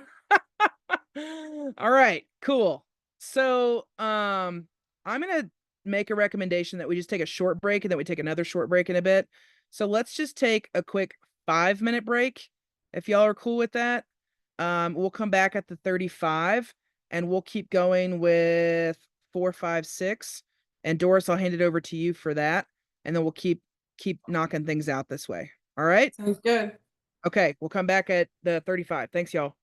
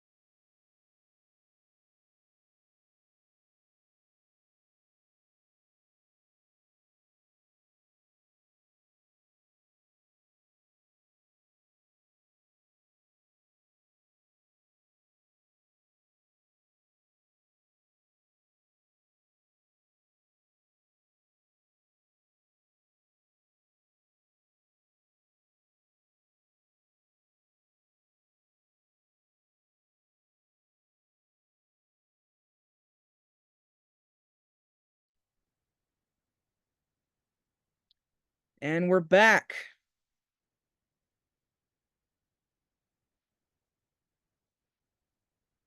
Everybody get a stretch in. It's a lot. Thanks for hanging in with us. All right, we are moving on. And I want to just remind us and reground us as we kind of set the bar in that first directive. We're gonna, Doris and I were just chatting, we're gonna keep pushing you. If we're falling outside the bounds of what's in the directive, we're gonna push us back in the bounds. Don't be mad at us. That's what we're here to do.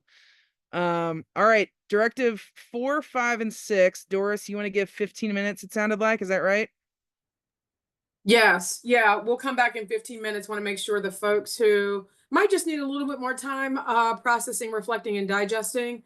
And we're going to go through 4, 5, and 6, and then I'm going to put the prompts back in the chat just so that you have their top of mind as you reflect on these 3 directives. Great. All right, so 36, 46. We'll come back at the 51. All right, y'all, 9:51. See you then. Thanks. 4, 5, and 6.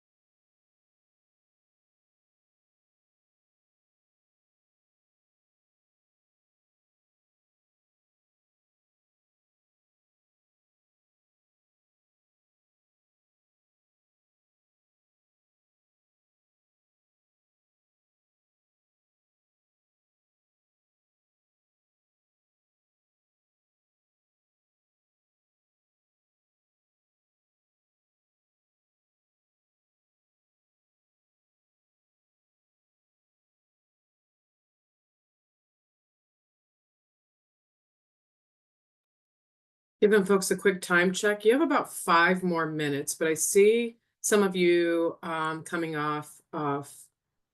back on camera. But we'll give those folks who may need a little bit more time a few more minutes.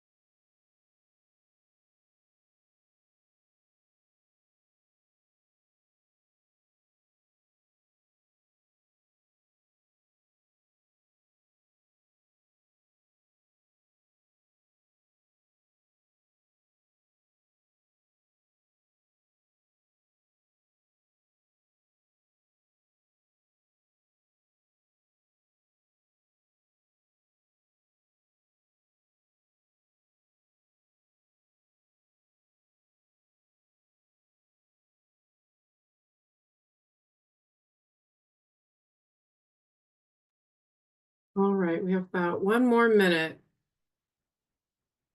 And then we'll go ahead and dive into our conversation. Hopefully you've had a chance to jot down a few notes.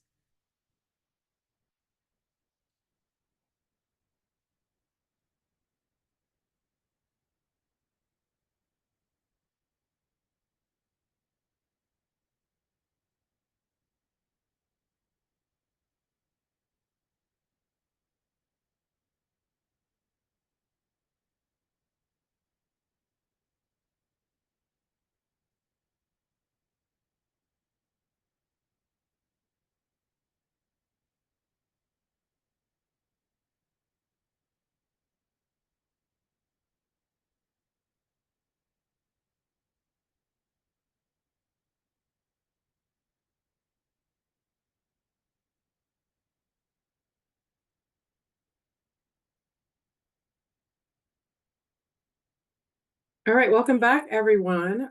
So we're going to start with Directive 4, just by way of a little bit of framing. It's really focused on those alternative options that mandatory reporters can have in lieu of reporting all of the things that don't constitute abuse or neglect to the hotline.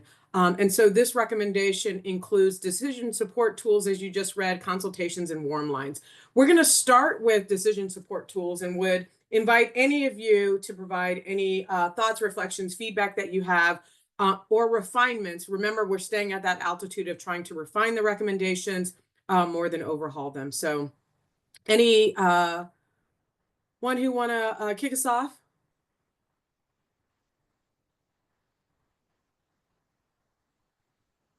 Michelle? I'm gonna have to jump in my car after this, so I might put in the chat one on Directive 5. Simple question on 4 is the decision supporting tool intended to be required? Because the language is, it's clear that the training's required, and it's clear in B that the consultations are not required. And I generally love the whole recommendation, but it's not clear to me whether we're requiring folks to do the decision supporting tools. And we should clarify that if we're not. Do you have a specific recommendation there, Michelle? Are you recommending that it be required? Yeah, I would Or is it- recommend, I think, without, or would wonder what, if we went with a requirement, why do we think that's necessary in all circumstances? So if that moves the discussion, yeah. Awesome, appreciate that. Brian, did you want to Yeah, provide just some to say- clarification? Just to say from the conversation that we took up the issue of requirement or not and decided against it. But obviously that was, you know, that could be changed if the vision of the task force moves that way. But so we could make it more explicit, perhaps, that it would be an optional tool. But yeah, that just is a summary of the conversation we already had. Thank you, Brian. Kevin, are you talking to us or are you talking to somebody in your space? No, I'm sorry, I was asking someone to be quiet. Oh, gotcha. I didn't read your lips. Dang. I'd love to get other folks' thoughts on this idea of required versus optional. It sounds like we had some conversation about that. Brian's memory is far better than mine, apparently. You know, if the thinking right now remains around having it as an option and being a little bit more explicit around it being an optional tool. Michelle, I see your hand up. Michelle D. Michelle M, I'm assuming your hand is just still up. Okay. Michelle D, and then Jessica Dotter. Yeah, two things. One is that I distinctly remember us deciding that it would not be required because, you know, if Dr. Wells is in the emergency room and has a child with, you know, multiple injuries that is absolutely known to be abuse or neglect, shouldn't have to require her to go through the tool. I would recommend that we put something in there to match what we had with the consultations, which is maybe it's highly encouraged but not required. Again, encouraged because that is how we hope to reduce the disproportionality in reporting. Awesome. Thank you, Michelle. Oh, sorry. Can I also, while I have my hand up, can I just also ask for clarification about the last bullet point? I don't remember this discussion around the task force recommends a special consideration being given to develop resources and tools specific to sexual abuse. Does anybody else remember what that's about? It didn't fit here for me and I was trying to remember why we put it there. I noticed Brian not trying to hurry and unmute himself. He doesn't remember that part. All right. Well, I was going to actually say, I would say let's not open up the discussion about the required versus not required because the recommendation was the not required piece already. And that was pretty hashed out. And I do remember that just because it was on my subcommittee, I think more is why I remember that. So Doris, I think we're good on that piece. And okay. Go back and forth. So I would just say, knowing it's not required, but knowing that we're looking at a system of additional resources and et cetera, continuing in that frame, I think will keep us from going down that. if y'all are, yeah. Brian, did you want to jump in on the piece though for, Yeah. sorry, Doris, to jump in. I just was like wanting to make sure. No No, worries. just at the heart of the recommendation is the development of the tool. Like that's the first step needed. And then maybe once that's done and it's, then those considerations of how and when and where it should be applied can be more elaborately discussed. But yeah, the heart of the tool, like the stem that the bullet points come from, is the development of the tool, which is we can't use it if we don't have it. So yeah, I think staying away from the required in what situations required, keeping it at this higher level. Yeah, I think we were coming back to the sexual abuse bullet on the bottom and why that was added explicitly and no other special considerations for other circumstances. My hunch would be somebody suggested that, maybe with that particular group in mind, but I see Jessica raising her hand. I think maybe she can speak to that. Yeah,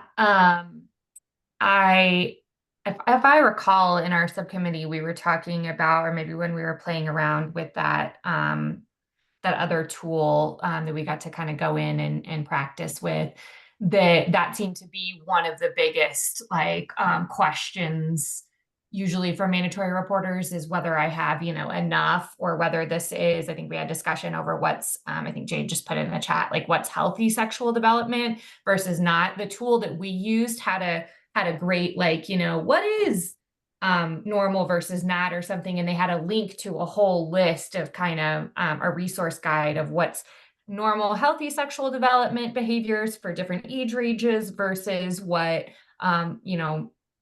or maybe it was just what's healthy. I forget if they gave examples of what's not. So I think that our thing was we really liked that piece of including the resources as part of that tool and having that really be available.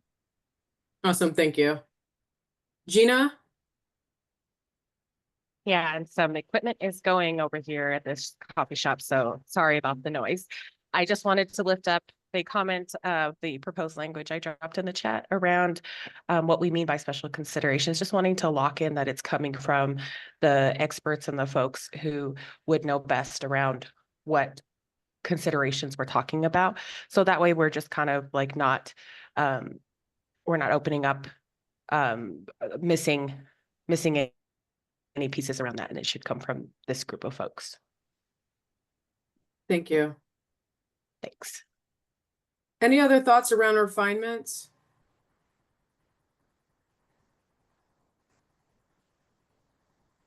I want, Doris, I'm actually thinking we received a letter from, geez, the Reimagining Colorado Child Welfare Steering Committee.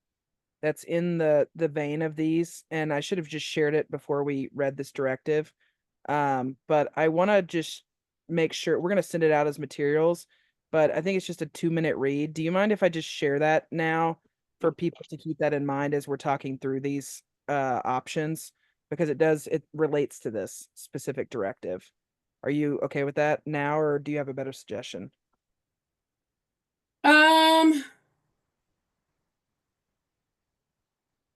It's nothing, I mean, it's pretty in line with what the task force is doing. I just want to make sure we share it at some point. So I think from a process piece, I think it would be helpful to sort of hear the unfiltered reflections of the task force on these recommendations. And I think, when we come to sort of thinking about like the vote and sort of like thinking about the recommendations holistically, maybe that be what's shared at that point. okay, we'll send it as a follow-up then in materials. I just wanted to make sure. Look at us, we're just problem solving live in front of everybody. Okay, perfect. Keep going. Awesome. All right, so it didn't look like anyone was hankering to come off mute to add anything more around decision support tools. So then we'll move on to, just as I was saying that, Margaret. Yeah, I was thinking, okay, when should I jump in here? So, and this is, language. As I'm looking at decision supporting tools, the first bullet point after the first paragraph gives a litany of the things that we want SC here. And I think it's the fourth item there is incorporation of implicit bias considerations. And I just looking at the optics of that, do we want to move that up further in the language? Is that something we could put after ease of use and user-friendly interface? I keep thinking back on the directive and I want to honor the directive and keep putting implicit bias concerns front of mind. So that was one comment that I wanted to make. And then the other thing is, oh gosh, this was with respect to consultations. Do you want that one yet? No, we're going to come to that one. Okay, I'll wait. Thank you. Awesome. Thank you. Jennifer?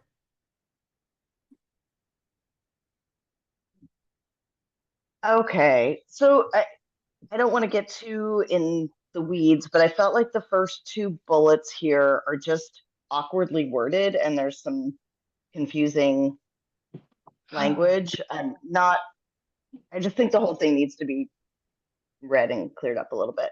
So I'm not going to get too detailed, but the fifth one that starts with that's about giving guidance to mandatory reporters, so that they can have meaningful engagement with families to obtain more information. I felt like that was just incredibly vague. The other bullets are a little clearer and a little more specific, but that fifth one, meaningful engagement with families to obtain more information. Are we talking about interviewing skills, questions to ask? Just to me, that seems like it could be a little more specific. And do you have any, it sounds like you don't have any like specific edits to the comment. You just wanted to maybe be a little bit more explicit about what we're talking about. Yes.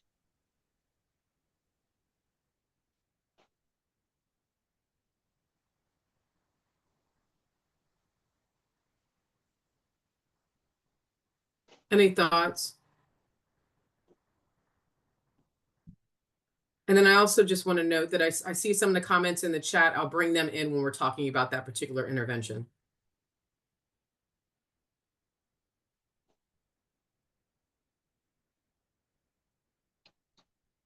Awesome. I want to move us to consultations and open the floor for any thoughts, comments, refinements that folks want to make.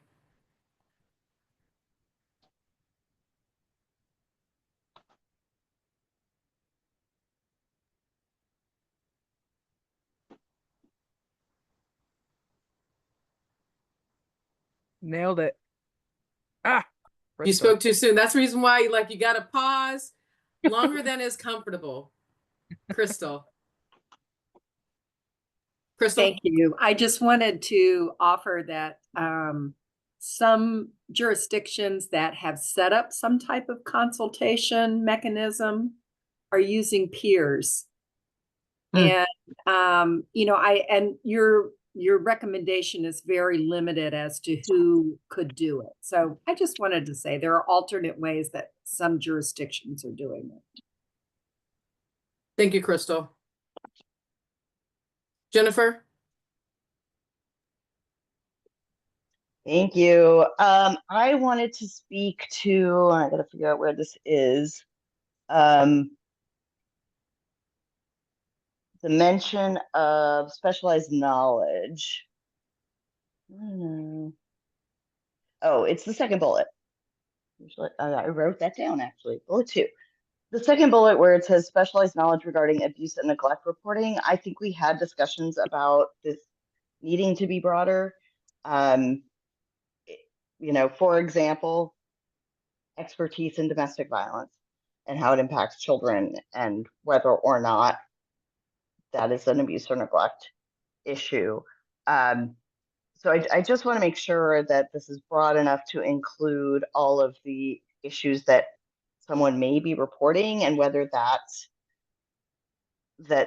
the consultation is with someone with expertise in abuse and neglect who may refer to someone with other specialized expertise, but not to have it be as narrow as regarding abuse and neglect reporting.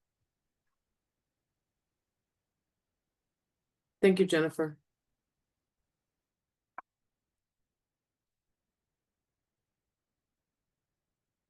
Any other thoughts and reflections on refinements or reactions to Jennifer's recommendation?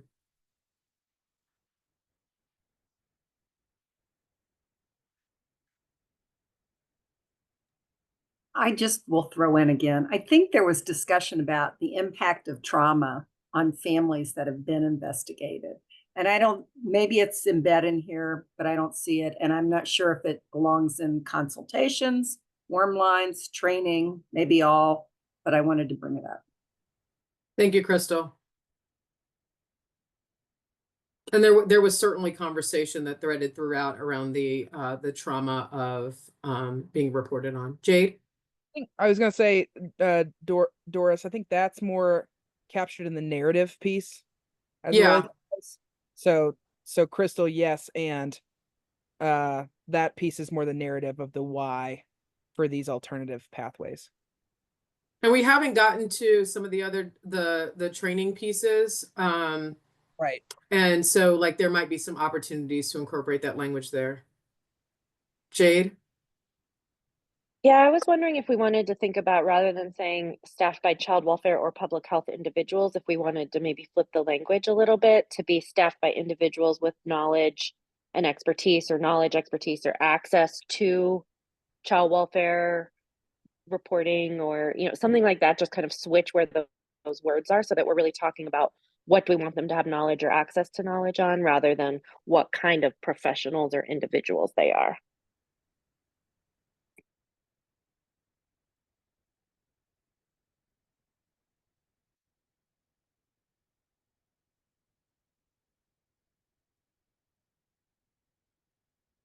Michelle?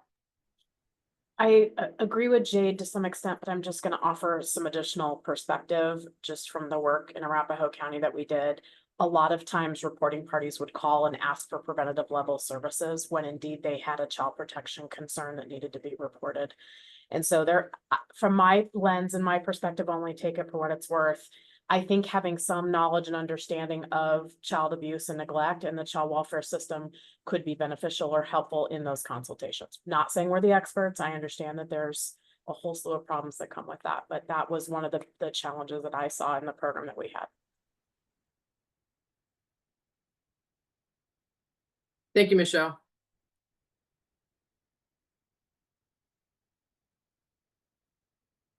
Any other thoughts, ideas, reflections on the consultations? Thank you for the alternative language in the chat, Jade. Thinking about framing it as individuals with expertise in child welfare versus child welfare individuals. So suggesting folks could potentially even be trained to have this knowledge or have different lenses of experience to provide a few more options.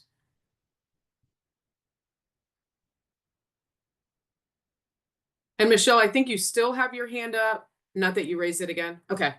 No need. It's all good. Just clarifying. Awesome. I think we're going to move along to warm lines. I was going to say, Margaret, I thought you had some reflections in that one. Yeah, so this one, there's a,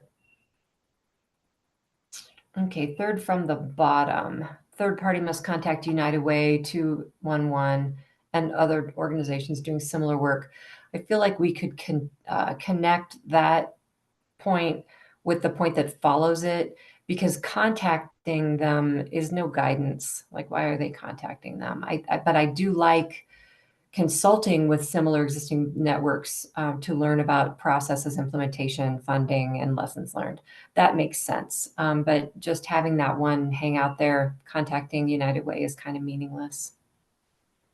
Thank you. Shauna?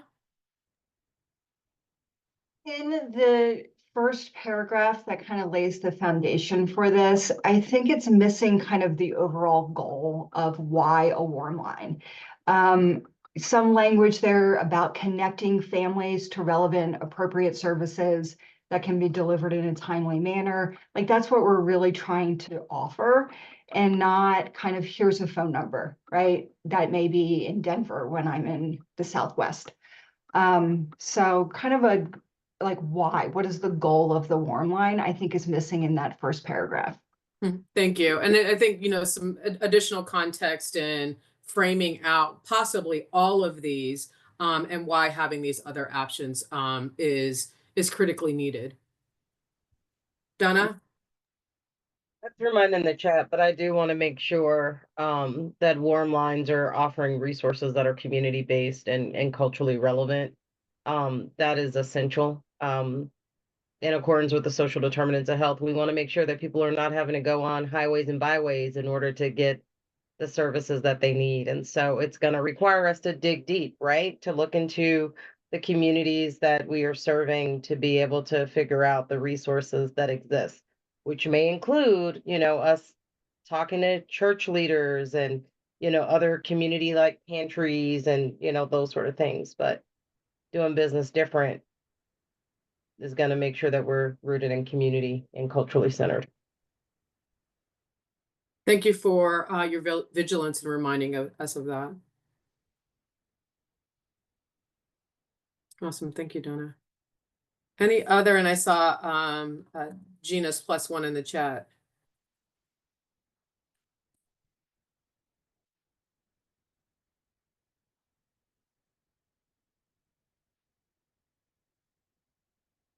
All right. I think we're ready to move on to Directive 5, which starts focusing on additional training and want to open the floor around this set of recommendations.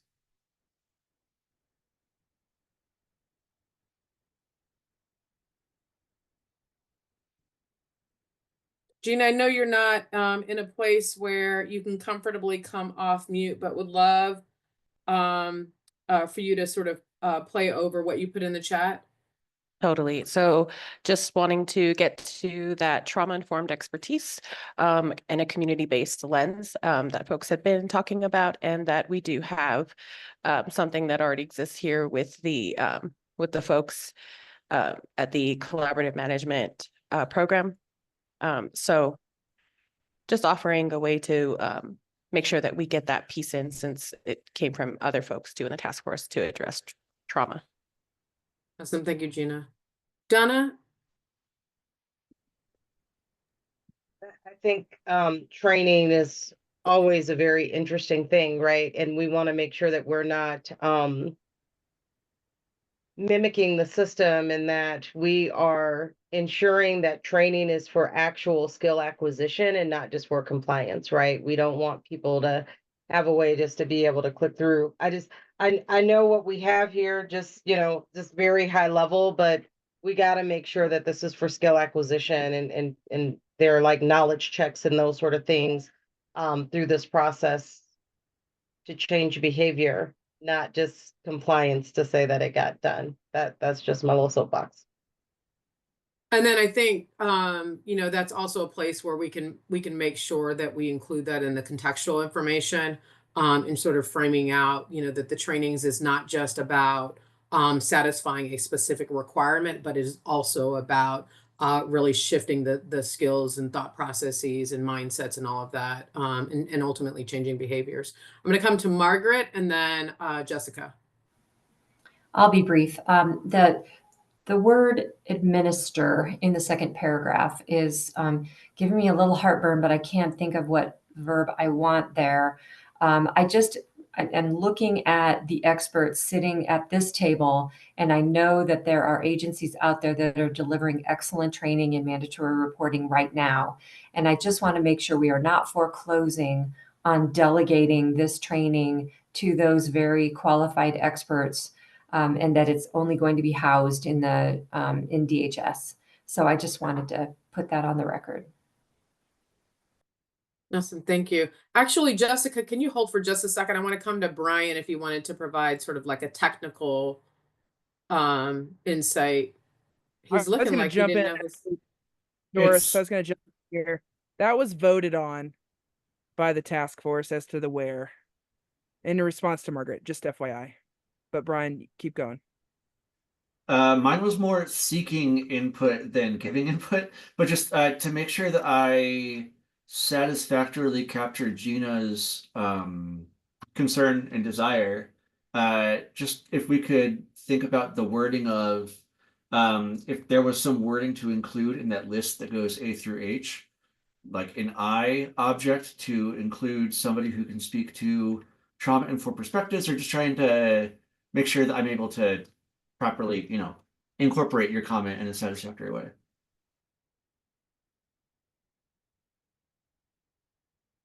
Gina? Yeah, I'll throw it in the chat. Awesome, thank you.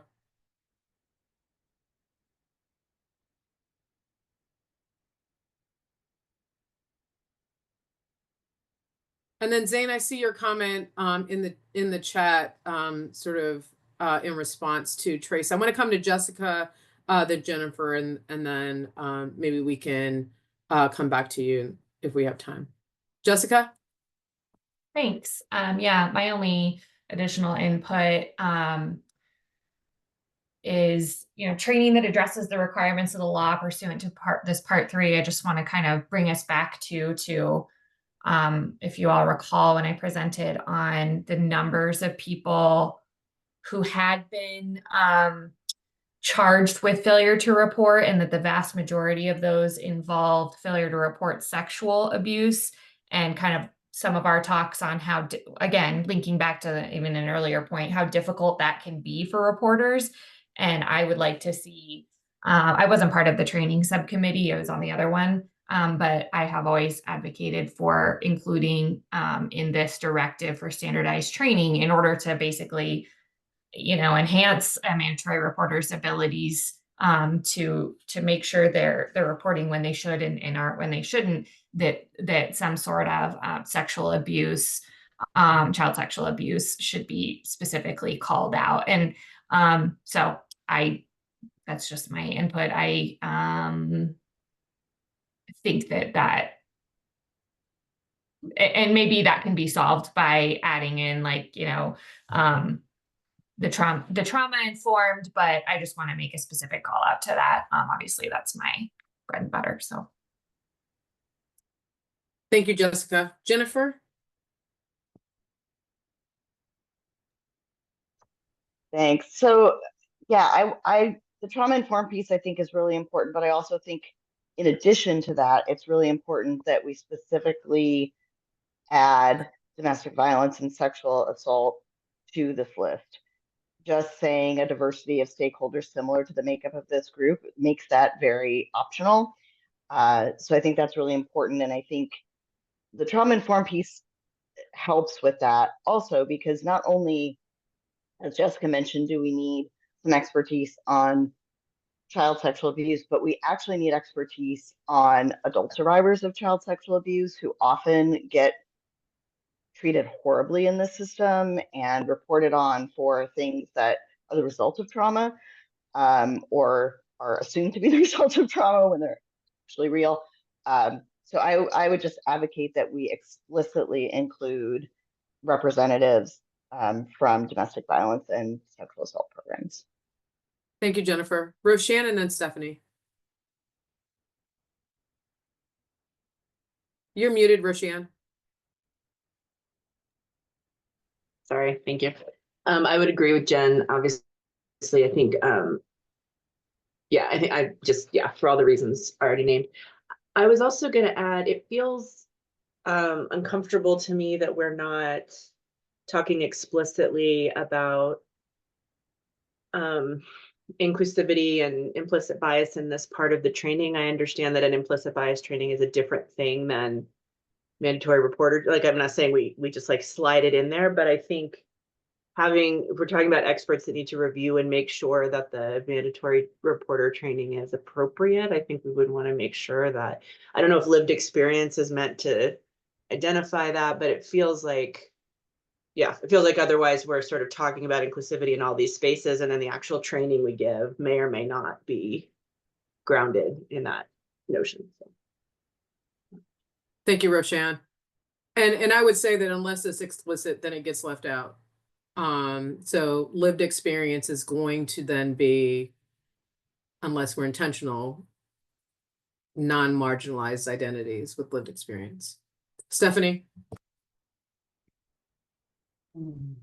Yeah, from a drafting standpoint, Doris, we really need to go back and double click on this notion of the CDHS should administer the training versus community, because we have to draft this. I can't draft it the way it's currently sitting right now. So I guess my deeper question is what we are saying is that the training should be developed by multidisciplinary professionals that we've articulated here today, and that a standard training would be developed that could in turn be taken to by various communities that would maybe serve that as your base level training, for lack of a better word, to the extent that communities wanted to train to other issues, that's fine.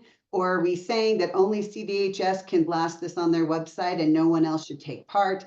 I mean, these are huge distinctions between whether it's going to be community-based and delivered versus state-based and delivered. So I think we need some clarification about what we're trying to do here. Thank you, Stephanie. And I think related to that is, in administer, did the group mean like that they would actually develop and deliver? Or is it that they would be charged with like sort of leading in the development of, while then allowing multiple different folks to deliver the training? My understanding from this group was accountability of the creation and dissemination to, like, recognizing the county level desires of the state, not just within the department, but also just generally speaking, that every community is different, that CDHS was more the accountability piece of the creation of the standardization, all the other elements that are laid out here, that it was not like only CDHS could do it. That it was more an accountability piece. So that's just the one context I'd add there, Doris. Thank you. And so I just put in the chat some potential language, just refining it a little bit in saying that CDS should, quote, lead in the development and dissemination of the standardized training. And then in number 3, it outlines that it should be a multidisciplinary, multi-stakeholder development process. And then, the amendments that folks made in terms of including some additional stakeholders or key partners in that development. Yeah, I think on this one, there's a couple of things to hammer out, but we have, I think, what we need, Doris, to Okay. get some of the technical. So if you want to keep, I'm just looking at our time. Yeah, I just want to make sure, because I know that Stephanie, wanted to sort of like get some refinements Yeah. to that language for drafting. Well, I think based on purposes. Stephanie's question, I do think we have that information, Stephanie, from the group. I think it's just something we didn't necessarily explicitly pull out here. So, So I then, think, Trace, how are you summarizing it for my purposes? What do well, you think? what I'm summarizing is that we need to go back into that and be more explicit around, but this was a conversation that the group explicitly had. So I just think, to your question, when we drafted this, we need to go back to the information we used to draft this to get more explicit, because we did have that conversation around like, what layer are we talking about? So I'm just saying, I do think we have those answers without having to reopen it. Great. I just want to make sure we honor the subcommittee and their work, right? Yeah, that's what I'm referencing. Yeah. And then just so I'm clear, Trace, what you just said though was that there was this desire for CDHS, and I think actually Jen Isle looks like you actually summarized it all, that CDHS would spearhead, for lack of a better word, I guess, the creation of the training in consultation with these other groups. They would be responsible for its dissemination. And then to the extent that communities added on top of that, that would be an acceptable thing to do. Yes, that this is the baseline. Fine. Thank you. Yep. Thank you. And then Crystal, you had your hand up and then put it down. So I just want to make sure that you're good. Sure. I just want, and I put some of this in the chat, is many jurisdictions are having their state department create a standardized in partnership with anybody, a standardized online training that's then available for free to everybody. Some of them are requiring it within a certain time frame, like the state of New York requires all mandatory reporters to take it within a certain number of years. Some of them are making specific requirements of a community, like educators or healthcare providers or something. And then, of course, there's always going to be a need for that dialogue locally with the child welfare agency and communities. But you know, the really focus on kind of coming back to Donna's continued piece has been inclusion of saying poverty is not neglect. We have an overrepresentation of BIPOC families. Trauma impacts how well families actually engage with services, and there are alternate ways to do it, in addition to other regular pieces. Awesome. Thank you, Crystal. And that will be sort of the charge in fleshing that out. I'm going to come to you, Jennifer, and then I'm going to move to Directive 6. And that just made me think of something I want to say really quickly, which is in our field of victim services, we're required every year to do a Victim Rights Act training and a victim compensation training. And there are programs that provide that, and every agency is required to do it. So I think there are models of how this could look, where we could ensure that the training is consistent and that everyone is getting it, even without it being just an online training. Thank you, Jennifer. All right, Directive 6 focuses on the term immediately, and I want to open up the floor for any comments, questions, refinements.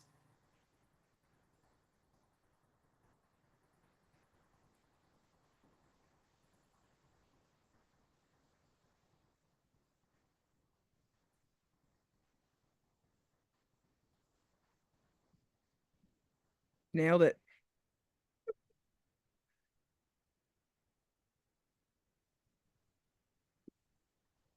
All right, hearing none, I think we're ready to move on to Directive 8. And let's see, I knew as soon as I said something. I think that's it. We just make note of that. Jill says as she signs off. Yeah. Drops and then leaves. Okay, Yeah. perfect. All right. Thanks, Doris. Okay, y'all, we've got a half hour left. I'm gonna keep us rolling because I do think we have quite a bit of things to cover, and I also think we have some more straightforward things that we can get through here. So I'm going to take off a big chunk here and ask you to do Directive 8. And if somebody, Doris, can you put this in the chat as I read it off? 8, 9, 10, 12, 13, 14.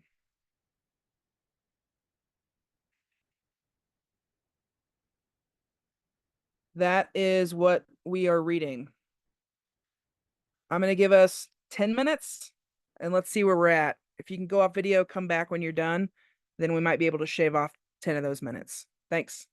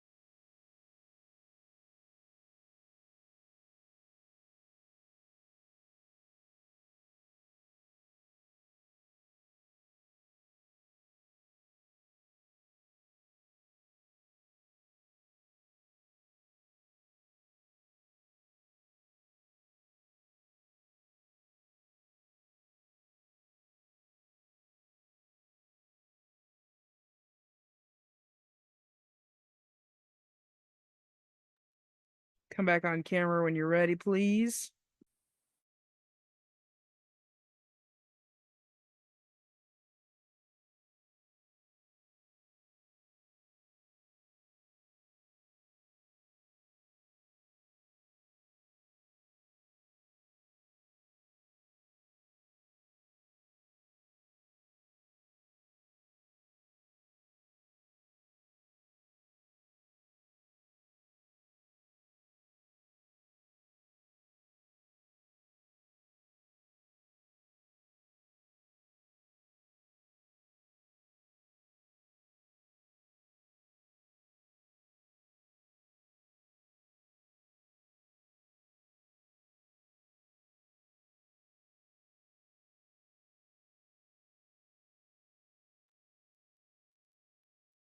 All right, anybody need any extra time? I know I'm cutting it short, but I'm seeing a lot of people off video, so Jennifer does. Okay, Jennifer, let me know when you're ready. Just drop it in the chat.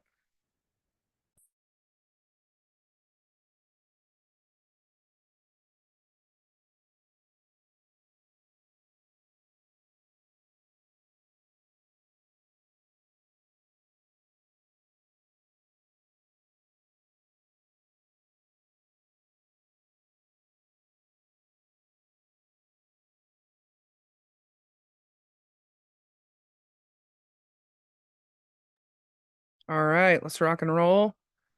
Directive 8, medical child abuse and the process to report medical child abuse. As it relates to further analyzing medical child abuse, the task force determined it is beyond the scope of the task force's charge. Any additional comments here, questions, clarification?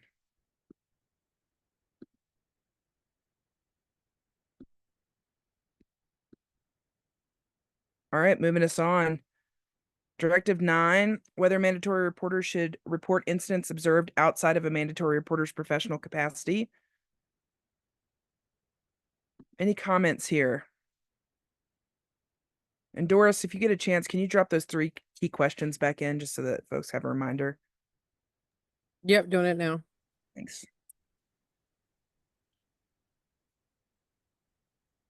Anything on Directive 9? For good of the group. All right. I had a feeling some of these would be more straightforward. Okay, Directive 10, whether a mandatory reporter who is employed by an agent of or a contractor for an attorney who is providing legal representation. Now that we're saying that, I do think we changed that to services. And that we changed it. Services in the recommendation itself. Yeah, it's so but that's the directive. Okay, got it. But we changed in the okay, got it. I was like, wait a minute, I'm trying to track. So we wrote it in the recommendation. Okay. Is exempt from the reporting requirements. The answer there is clarifying that mandatory reporters who are employed by an agent of or contractor for an attorney who is providing legal services are exempt from the reporting requirements. That was yes.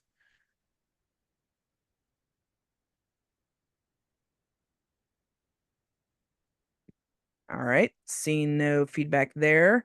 Moving on to Directive 12, a reporting process for 2 or more mandatory reporters to report child abuse or neglect who have joint knowledge or joint reasonable cause to make a report of child abuse or neglect. Any questions, feedback here as it relates to the key questions as it relates to Directive 12? Jennifer Isle. Well, I feel like I have a lot of comments today. Okay.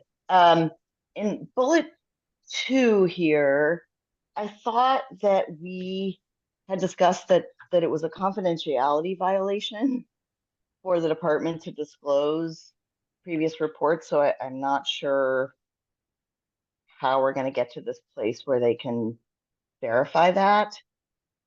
Does anybody have I'm just a little confused to see this here in this way. Jen, I thought sorry, am I interrupting someone? Well, I was just answering Jennifer. I don't think there would be a confidentiality problem if you have 2 individuals who work in the same capacity, say a school, who have witnessed the same outcry from a victim or visualize the same incident to make that report that we could then say, this report's already been made by your coworker, if they named the coworker, so to speak. So I think this has to be more specific then, because duplicative knowledge to me does not say works at the same agency and has the exact same information from the same person. And Margaret, you were going to say something about this too. Well, Jennifer, I do think if you have a clarification there, or sorry, a suggestion there, because I think if you're talking about mandatory reporters with duplicative knowledge, that would be the mandatory reporters would both be. I don't think that the same agency necessarily matters. Aletha, would be like if it was two teachers from the same school. I think it's two people that have mandatory reporting that we're letting them know that you've received a call on this specific case. That's right. And that's what I think it means too, which is the problem. What's the problem? I'm just wanting to make sure I'm understanding what you're. The department cannot share that they have received a previous report on a family to someone who is reporting the same thing. We had extensive conversations about that. There's a bunch of people with hands up, so I'm gonna stop. I understand what you're saying now. I just want to make sure. Michelle, or well, I saw Jessica Daughter. Are you want to jump in? Your hand went down. No, yeah, I think I misunderstood what Jen was initially saying. So I had a comment to that, but never mind. Okay. Ashley Chase, then Michelle, then Margaret. Yeah, on this same second bullet here, when it comes to, I don't think these are clear. This bullet is clear about the intention. I don't see in it where the purpose is. Like, I don't think it at all makes it clear that do you still have to both make the report? If there's a duplicate report, do you not have to make the report? Like, there's a clarity piece that I think is missing in this bullet. And I also found the phrasing of mandatory reporters with duplicative knowledge confusing. I think we could probably simplify it to say, like, if mandatory reporters both have information about the same incident. I mean, so I just think that this bullet, while I agree with it, I don't think the language is clear and actionable. And I think the purpose of it is missing, and that's going to be helpful for the actionable piece. Is this about the accountability for the two people that have the information? So it's trying to say that, like, right, that if two people are trying to make a report, I'm just trying to clarify like what the intent is. Brian, if you could kind of lean in here, like, what are we trying to what are we trying to make sure are the elements here that get at what this directive is saying? And because I'm hearing what folks are saying around it, like, is this, I almost think the question is this point necessary, or is it just more confusing? So I'm just kind of curious from a drafting standpoint, if you wanted to lean in around what point you're trying to get at here. I was just going to Yeah, ask, Michelle. could I lean in? Because when we talked about this, I think Brian was in the group, we talked about this, and I remember Kevin being in this group. We talked about the struggle of, do each mandated reporter with information of knowledge of or suspicion of abuse, neglect need to make a report? Technically, the language in the current statute alleviates to some extent that issue, which is, if you have information, you shall report or cause a report to be made, which means you can entice someone else to make a report on your behalf, or if you have the same information. The problem is that mandated reporters are very confused about the way that the statute is written. And so what we'll see happen is, we have one incident, let's say, of a significantly injured child, and we have a police department, all the officers on scene calling, we have all the firefighters and the paramedics calling, and then we have the emergency room doctors calling, and then we have the social workers calling, all about the same incident, who all have information, not necessarily from the same agency, making the report. Or you see it play out in schools where the teacher gets it first, sends the child to the school nurse, and then the school nurse makes the report. We oftentimes ask them to make reports together because they may have different information, and the inability to compare and contrast what they know and what portion of a disclosure they may or may not have received. This is why it's been confusing to reporting parties. And so we talked about, we would have to tackle the confidentiality laws, because Jennifer is right.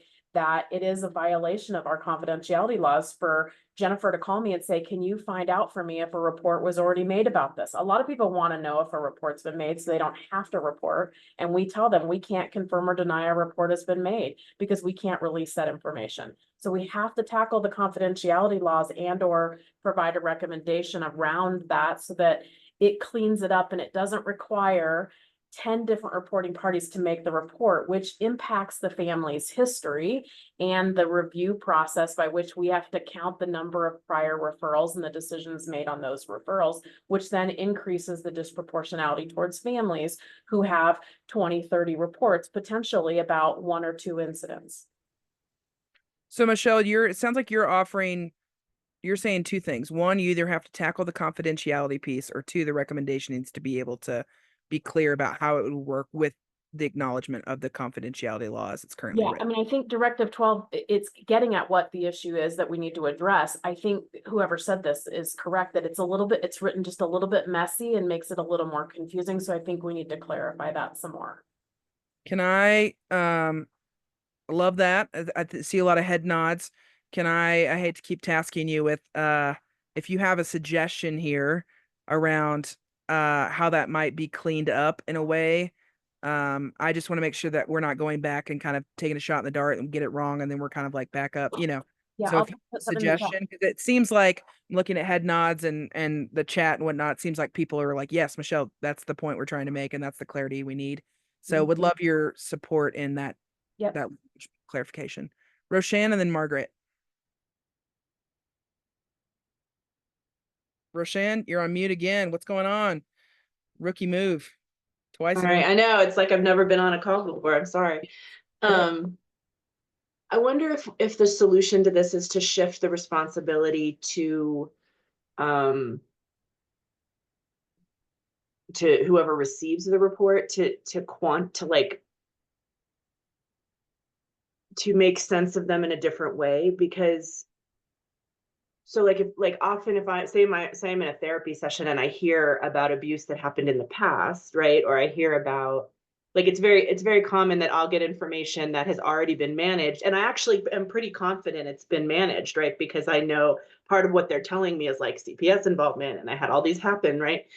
So I don't really want to make that report again and get the family re-involved, but I also have this accountability in my therapy practice or whatever, right? So what do I do?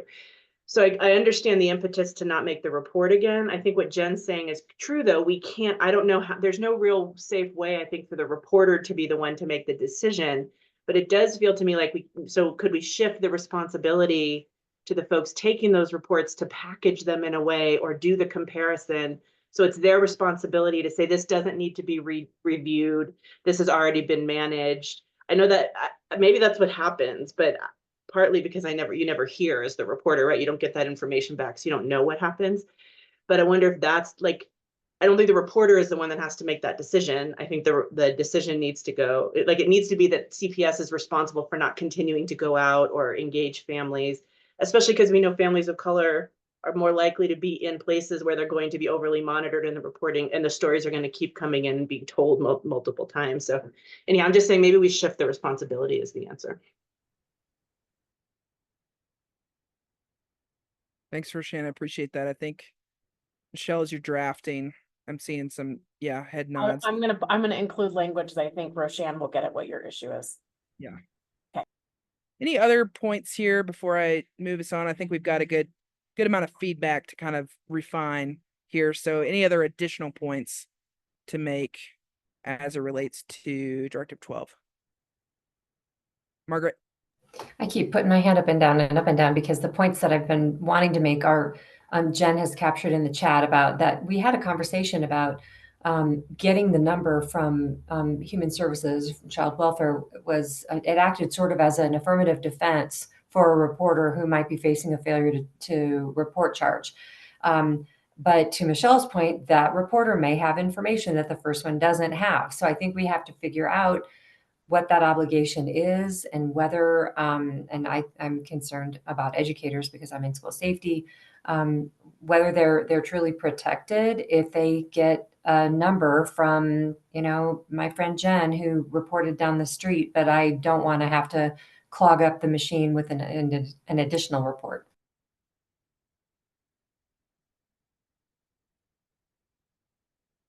Thanks, Margaret. Jennifer? You're on mute. Oh, there you are. Yep, my comment is about the last bullet. And again, I'm a little bit confused about where we got to here. I thought that the conversation we had was around the fact that multiple reports about the same family don't all kind of get put together, that they're all treated as individual reports, and you can't add an additional reporter to the same case. And Michelle Dossi or somebody else can speak to that. So that, I think, is what we were trying to get at with this last bullet, but it's not clear what creating a standard process for law enforcement and human services to utilize when sharing information and contact collected from multiple mandatory reporters is intended to accomplish. Just want to get some clarity. So I think like an intent clarification on that piece. Obviously, since this is not an implementation recommendation, we won't then go through the how piece, but the why we can clarify in that recommendation. Jen, would that get at what you're saying? Okay.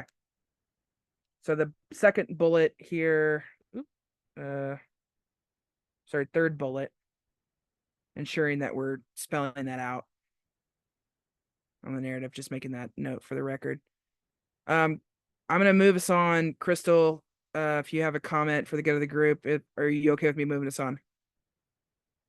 Okay. All right, cool.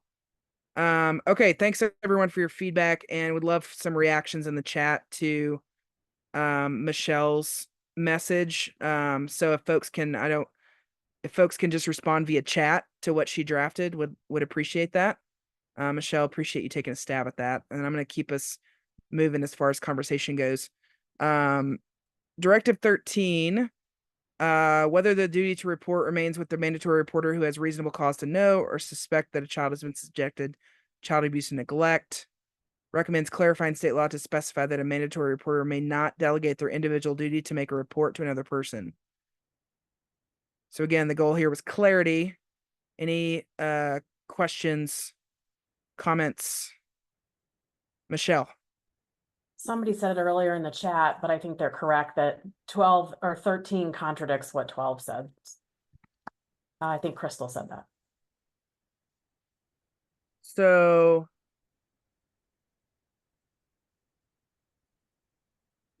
I don't know that I have an answer for you. I just think it's the way that it reads is conflictual to number 12. So I think it's a clarity thing, right? Because it's two different issues. Yes. So it may be just separate from Directive 12. Yes. They may they're not connected. They may not delegate their responsibility to another person unless it's a duplicative report or something to that effect. Yep. Yeah, that makes sense to me as far as like knowing that these are two different topics and what we're really talking about. So I think anything we can do to clarify that is helpful. But Stephanie, did you want to jump in? Yeah, that was the question I had in the chat, is the differentiator between the two directives. So it almost feels like this one that we're on right now, 13. Okay, we're saying you cannot delegate your duty. Delegation is potentially different, right, than 10 of us arriving at the same crime scene and making a report. So I don't think they're duplicative as I read it, because one is about, I just can't delegate to the other 10 people at the scene my duty to report. It's right. I can't do that. But to the extent that we all pick up the phone and start reporting, then what obligations by the department can help us mandated reporters know, like, you can quit calling, right? I mean, or maybe not quit calling, that's the wrong word. A report has been made. So it confirms. It's interesting because what we're saying is if the department can confirm a report has been made, I guess that makes the mandated reporter just feel like, okay, good, it's been handled, but in a way it doesn't get rid of the responsibility to still report. So I see the confusion, but ultimately what I think we've said is you cannot delegate. And if you look at the previous directive as we just want verification that a report would be made. I don't know why, if you're making your report according to your duty, why it matters. Am I confusing it more? I could possibly be doing that. I hear this. I think that this just needs to be clarified. I think they are two different issues ultimately. One is about the report, one is about the distribution of a report being made. Yeah, I think Stephanie, you did a better job of trying to say what I was saying, which is like they're two different issues, but the way that they're written does conflate what we're saying. So I think I think we have enough points to go back to the drawing board a bit and just write some of that clarity language. But does anybody else want to, yeah, Aletha, do you want to jump in with anything on Yeah, that? I think that on this one, we were trying to get where a teacher doesn't tell the principal about an incident for then the principal, who has no firsthand knowledge, to then make that report, because then the call taker cannot glean any type of enhanced screening with the principal, usually about that situation, maybe about the family, but not about the situation, and ask those clarifying questions. And if I can just add to that, Aletha, that it's also to prevent, like, we see this in childcare centers where maybe the director says, you shall not make a report to the department. You have to go through me first to make that report.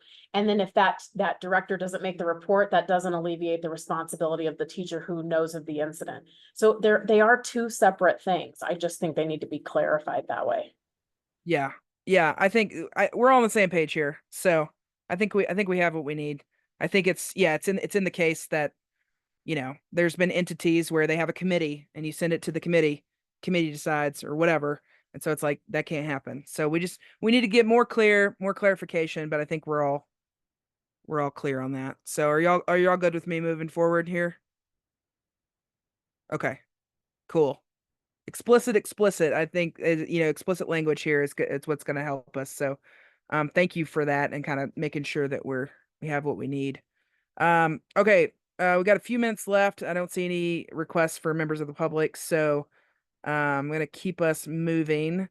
And Donna, I appreciate your comment here. That does. So, all right. Where are we at? I'm sorry. We are at 14.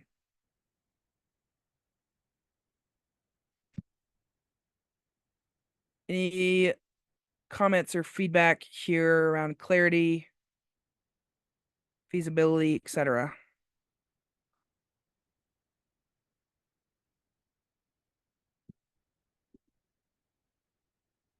Kathy? I would just say the same sort of clarification around this one, because the second point that shall not delegate, I think again saying that if that person has the same knowledge, right? So I'm thinking about also a hospital setting where you have, the social worker in the room with the physician, and can the social worker make the call? Does the physician also have to make the report when they have the same information? So just an extension of language to clarify there. Right. Knowing that those specific situations are what we're talking about. Okay. Thank you. Anything else here? All right, moving us on. I know we have not had a chance to review this one, but I think we have time to get to 15. So if you could review Directive 15. I'm just going to read it out loud as we go. Training requirements for people applying for a renewing or professional license for a profession that is identified as a profession required to report child abuse or neglect. Recommendation is mandatory reporters should be required to take the standardized training on a recurring basis, such as every 3 years. Again, that was an example that came from the group, but knowing that there would be additional research around implementation. So again, getting us at the right altitude of why we're making a suggestion of that time. 2, the standardized training for mandatory reporters should be reviewed and, if necessary, amended on a recurring basis. And 3, for applicable professions, the state should be able to withhold licensure and/or certification for failure to complete the standardized training.